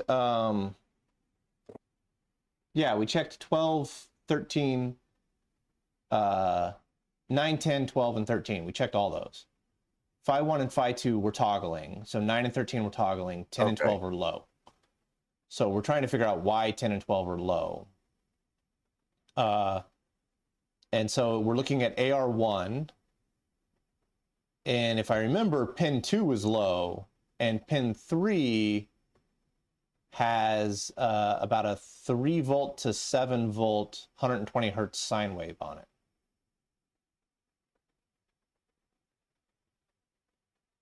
So the question is so the line of questioning that I'm running down is that sine wave correct or not? And should our ref ramped be low, high, or what? I would think it would be a kind of a sawtooth. No. Rev Yeah, actually, ramp. because it says that our No. 60 kilohertz clock should be influencing that somehow through C20 and T21, right? No, rev Yeah. ramp should just be 5 volts when the thing is running. It's supposed to be the reference, but slowly ramped up for soft start for the power supply. Oh. Okay, so if pin 2 is not at 5 volts, then we're in trouble, right? Pin 2 is gonna have some oscillations on it because of the capacitive divider C20, C21, R52, and R51. So they Yeah, are but injecting a sawtooth there. I swear I wasn't seeing anything on pin 2. Let me double check that. I mean, I've not done the math on how strong that signal should be, but they are injecting the clock there. Yeah.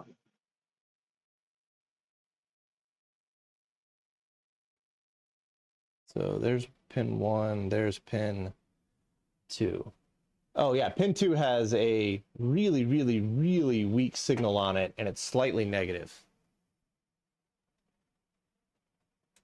And can you see what's on the other side of R51 then? Yeah, hang on, let me get a better shot of pin 2 here.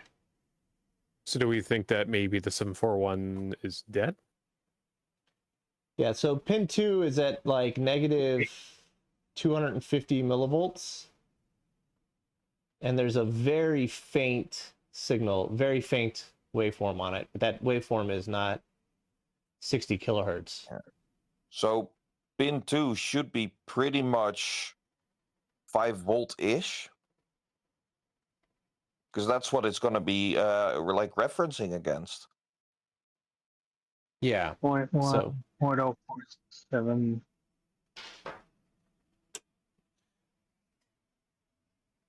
So where is, we need to check maybe the R51, which is really just ref ramped coming from sheet 1. Yeah. Yeah, because if that's not there, then it's going to be trying to regulate to 0 volts. Yeah. So Q6 is the our 2N222 there. We want to see plus 5 volt reference on one pin of Q6, and then we want to see plus 5 volts on the other side of Q6, right? On the emitter and collector. We should see plus 5 volt on both sides of the emitter and collector of Q6. I would think. Yeah. So where the heck is Q6? It's a 2222. Yeah, it's like the most jelly bean part in the world. Yeah. Storm again?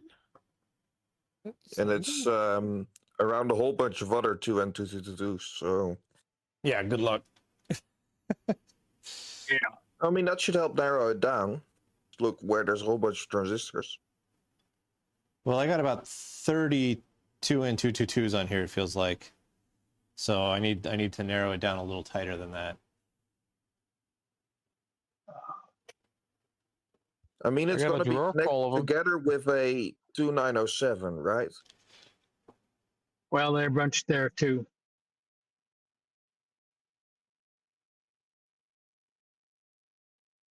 Is there something else obvious that we know that it's connected to? Our plus 5 10 ohm reference on resistor. 47 and 48. So it's the 2N222 that goes to the actual card edge.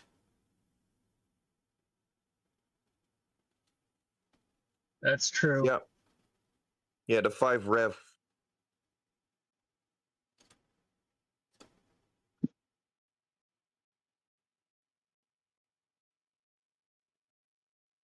So I think it might be one of these two right here.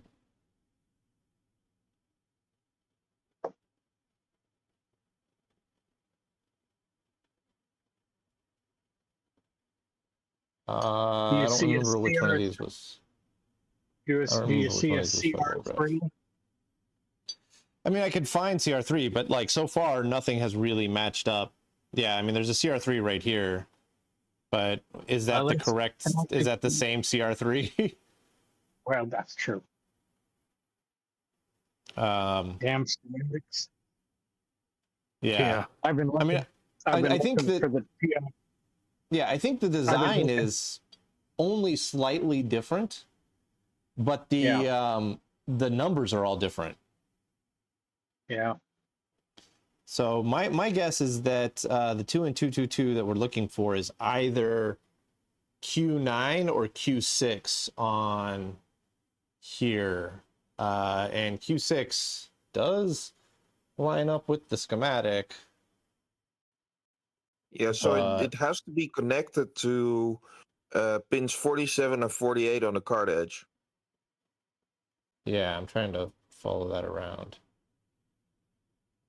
So both Q6 and Q7 are connected directly to that. Nothing else should be. Nothing else. So I think I've got that. That's the one that's right next to the ground that I've been using, right?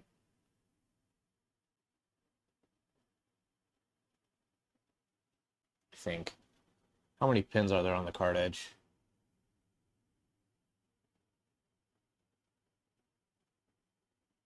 Because I've been using a ground that's on the card edge that takes up 4 pins. Yeah, let me look that up. That's the LC ground, right? Maybe, yeah. I'm not sure. Yeah, that's 49, 50, 51, 52. Okay, and so 47, 48 are going to be the two right next to it, which is this guy right here. And I can follow that out. Yeah, so I do think Q6 is Q6 here. Let me mark this. Where'd my Sharpie go? In the place you did not leave it last. Yep. So inevitably, it's never where you remember. So I know that we have 5-volt reference. I've checked that.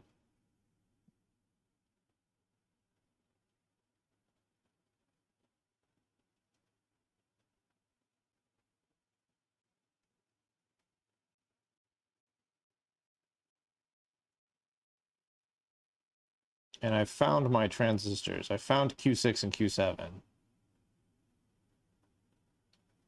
Sorry. 5-volt reference goes to the base of 1. That would be Q7. So this is... Okay, so I found Q6. So we should see 5 volts on one side of Q6, and if we don't see 5 volts on the other side of Q6, we follow it out to... Where are you coming from, huh? To R16 here.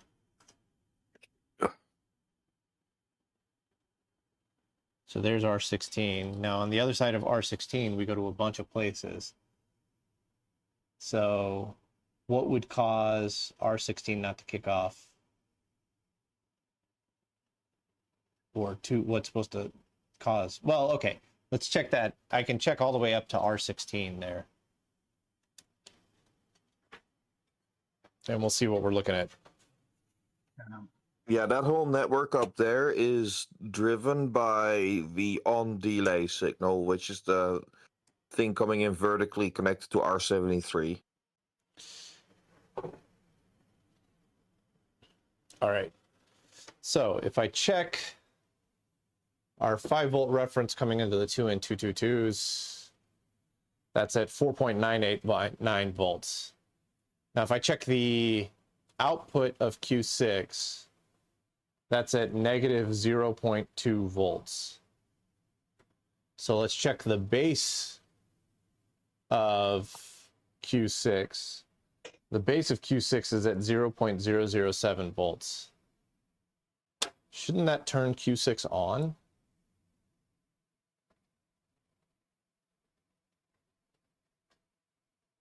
Check between the emitter and the base.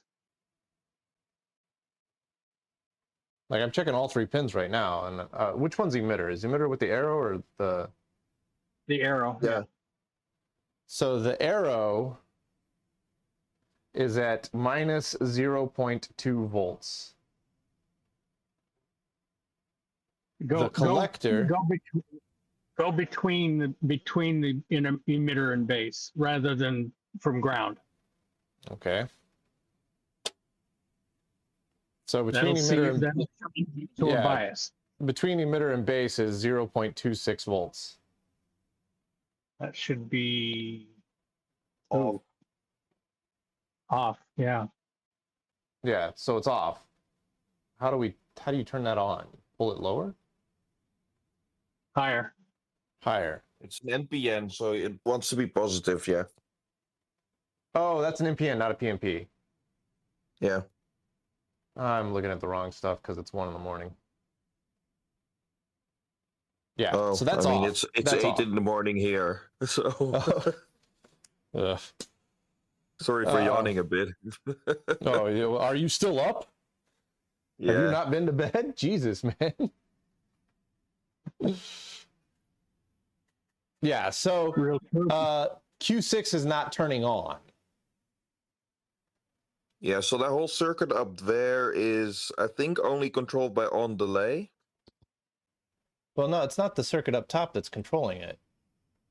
It is.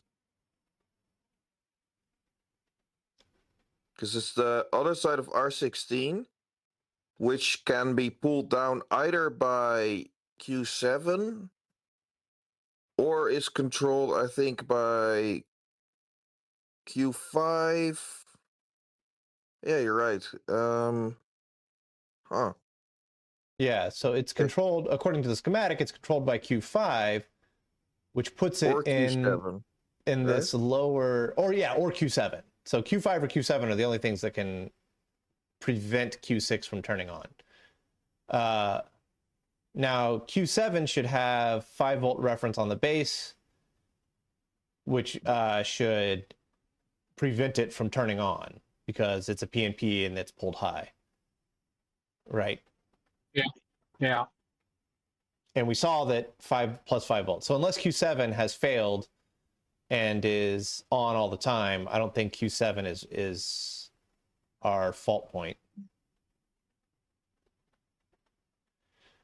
So we move further up the line, and you've got a voltage divider between the 2 resistors that we can't quite name, but that's between 35 volts and whatever. And that's being affected by Q5. And Q5 is being controlled by all sorts of weird shenanigans. Looks like a reference enable NAND gate, which is coming from an overload flip-flop, as well as U5, which is a 7474. Yeah, so overload detect. The overload detect circuit consists of a bistable latch and a 2-input NAND gate. The output of the overload latch is normally high. It's reset by on delay negative when it changes from high to low. For the overload latch to be tripped, both pins 4 and 5 of U3B must be high. Yeah, I can see that. During the turn-on sequence, U3B pin 4, all reg up negative, is initially high, and pin 5, up delay negative, is low as illustrated, figure whatever. After 5-volt main gets up, all reg up goes low. That's not very helpful. Yeah, but I mean, it really does feel like. But yeah, there's a little bit about like this entire circuit here on page 30. The reference enabled circuit enables 5-volt ref to be ramped up or disabled.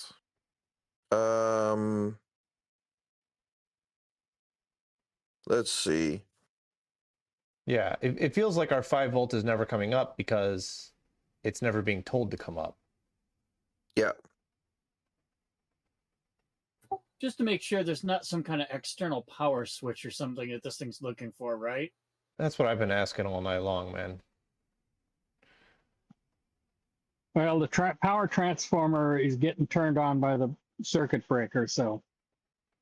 Yeah, so we have a lot happening, but just like the PDP 1144, I mean, the PDP 1144 is generating 300 volts DC without generating any logic voltage because you have this key switch on the front, right?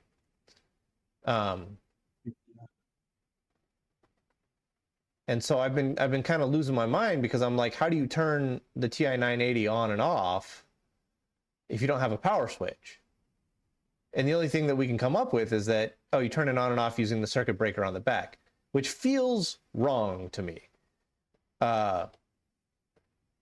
That's why I keep going back to the key switch, but yeah, no, there not only is the key switch just a 2 conductor switch, or is it yeah, I think so. Well, and the key switch says panel lock unlock, so you know we're thinking that it's unrelated, but I was thinking that it may be a 3 position. It goes, let's see, I can tell you where the key switch goes. I mean, I've got a timing diagram here for the power supply turn on. Ah. Yeah. Doesn't seem to indicate any external inputs, though. Yeah. Only the 35 volts rail coming up.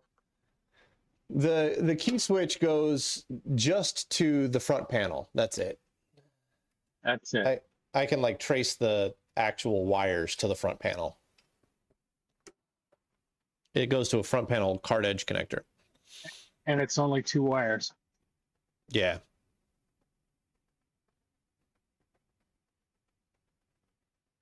I don't even think it's 2 wires. I think I've only got 3 wires going up there, and 2 of them go to an LED.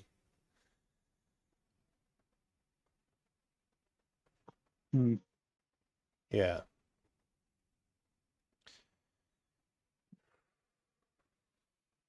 Yeah, it's something. I mean, I get what you're saying. I get both sides of this argument, right? Like, yeah. It seems ridiculous that you don't have a power switch.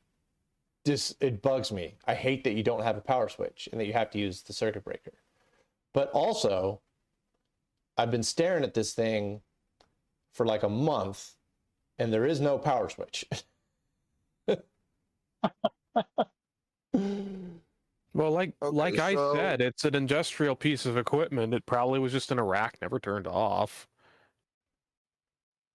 Can you check what, like the signal that's supposed to be reference enable negative? So that's U1D pin 11.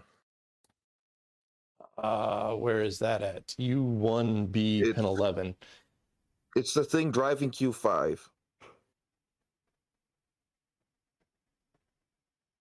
So U1 Delta. I got you. Yeah. Yeah. All right. Let's see if we can find U1. Also, I posted the relevant theory of operation and timing diagram in the chat. Okay. This will probably be the last thing that we check tonight because it's getting real late. Yeah, I was about to say I'm about to go up. Yeah. So U1 is 7.4. Looks like that's open collector NAND. AC on. So that's going to be our 7403. Right, AC on is indicating that the circuit breaker is the power switch. I hate that. It's so dumb. All right, so I'm looking for a 7403. If that's the case, then U1 matches up with Z1. Oh no. Yeah. Yeah, U1 is 7403. Okay. And then you're saying pin 11. So 14, 13. No, that's not right. What are you? I'm on the wrong chip. Okay. 14, 13, 12, 11, and 10. This shows 11 and 10 as being tied together, and that doesn't seem right. That's correct. It's an Wait, 10 output and to an input. No, but the schematic doesn't show that. No, this part of it differed, I think. Also, so AC on, by the way, is a signal. It's not just a condition of the AC power being on, but it's basically a power OK generated from the 33 volts input. Yeah, from the straight from the transformer. Yep.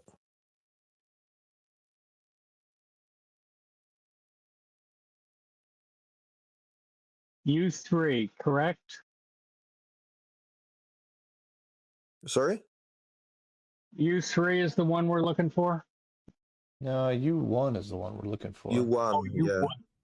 U1. Yeah, ref enable. But pin 11 does not output to where we want it to output to. Maybe try to find it via Q5? Q5. Base through a 2.7K. Yeah, Q5 is also going to be a bit of a bear to find. Yeah. Yeah. 7. I mean, I'm too tired right now, but I think the sensible thing here would be to take some better pictures of these areas of the board and then just trace it out. Yeah, all right, so Q5, I found a Q5. Let me see if I can follow it. The base of that should go to a 2.7K.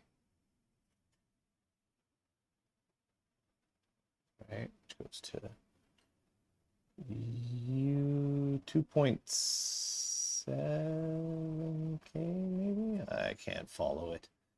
It kind of disappears under some stuff.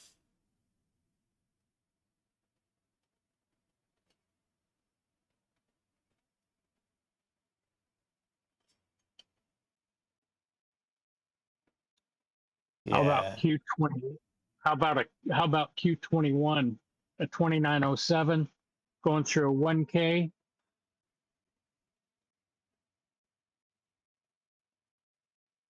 From the base? Yeah, I've got a couple of 2907s, but none of them are a Q21. No. Yeah, I've got my 2907s are a Q7, Q8, and a Q17. How about, there's only one 7474 on the board, I believe, correct? Yeah. Find pin 6 and follow it to pin 13 of U10. Oh, wait a minute. We know that.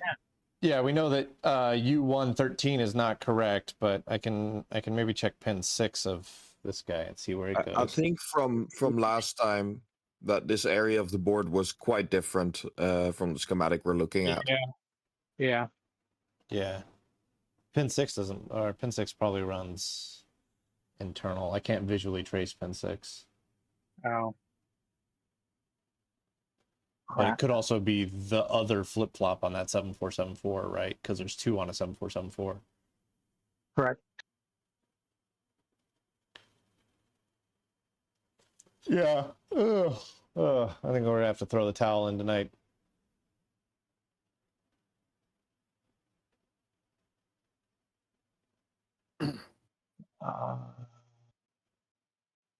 U5B could be pin 8. Good night, everyone. See ya. All right, take it easy. Yeah, I'm about to wrap it up. Yeah.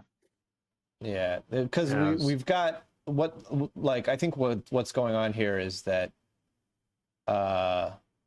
something is preventing the +5 ref ramped from coming up. And if the +5 ref ramped never comes up, then the rest of the power supply never comes up correctly. So if we follow that back, it looks like we've got either an overload problem or, something is going on here that is kicking off that NAND gate and preventing our ref enable from happening. So I think we're in the right area, but I don't know what the right course of action is here, given how different the schematic is from the actual board in the region that we're in now. Ugh. Oof. now we're yawning. Yeah, that's a sign. Mm-hmm.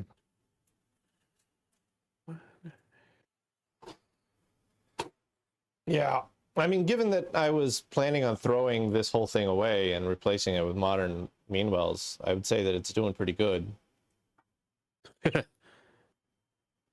I haven't thrown it away yet. But we might get there still. I was hoping the 960 power supply would be the same, but it's not. It's the same power supply as what we've got schematics for. Yeah, why is the 980A so different and special? Yeah, that doesn't make sense to me at all. Yep. And then go back to it with the 980B. Yeah, it's almost like they had a different team working on the 980A. Yeah. All right, well, EA was the first machine with silicon memory, right? I think so. No, they all had silicon memory, I believe. I thought the 980 had 90. core. The 80 had core supposedly. Then the A, the difference in the A, the main difference was silicon. Okay. I wonder if they were just being extra careful or something, or just it could be different teams too. But either way, I mean, I think we're in the right area. I think we're barking up the right tree. We just don't know. We don't know the correct pin numbers yet. We don't have the right schematics, and I've been searching while we've been troubleshooting, and I haven't found anything on the A at all. Yeah.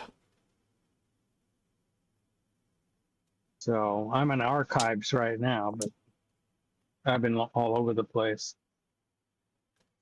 Yeah, we'll take another stab at it next week. I feel like we got a lot of the nastiness squared away. So, we got all the very leaky, corroded capacitors out.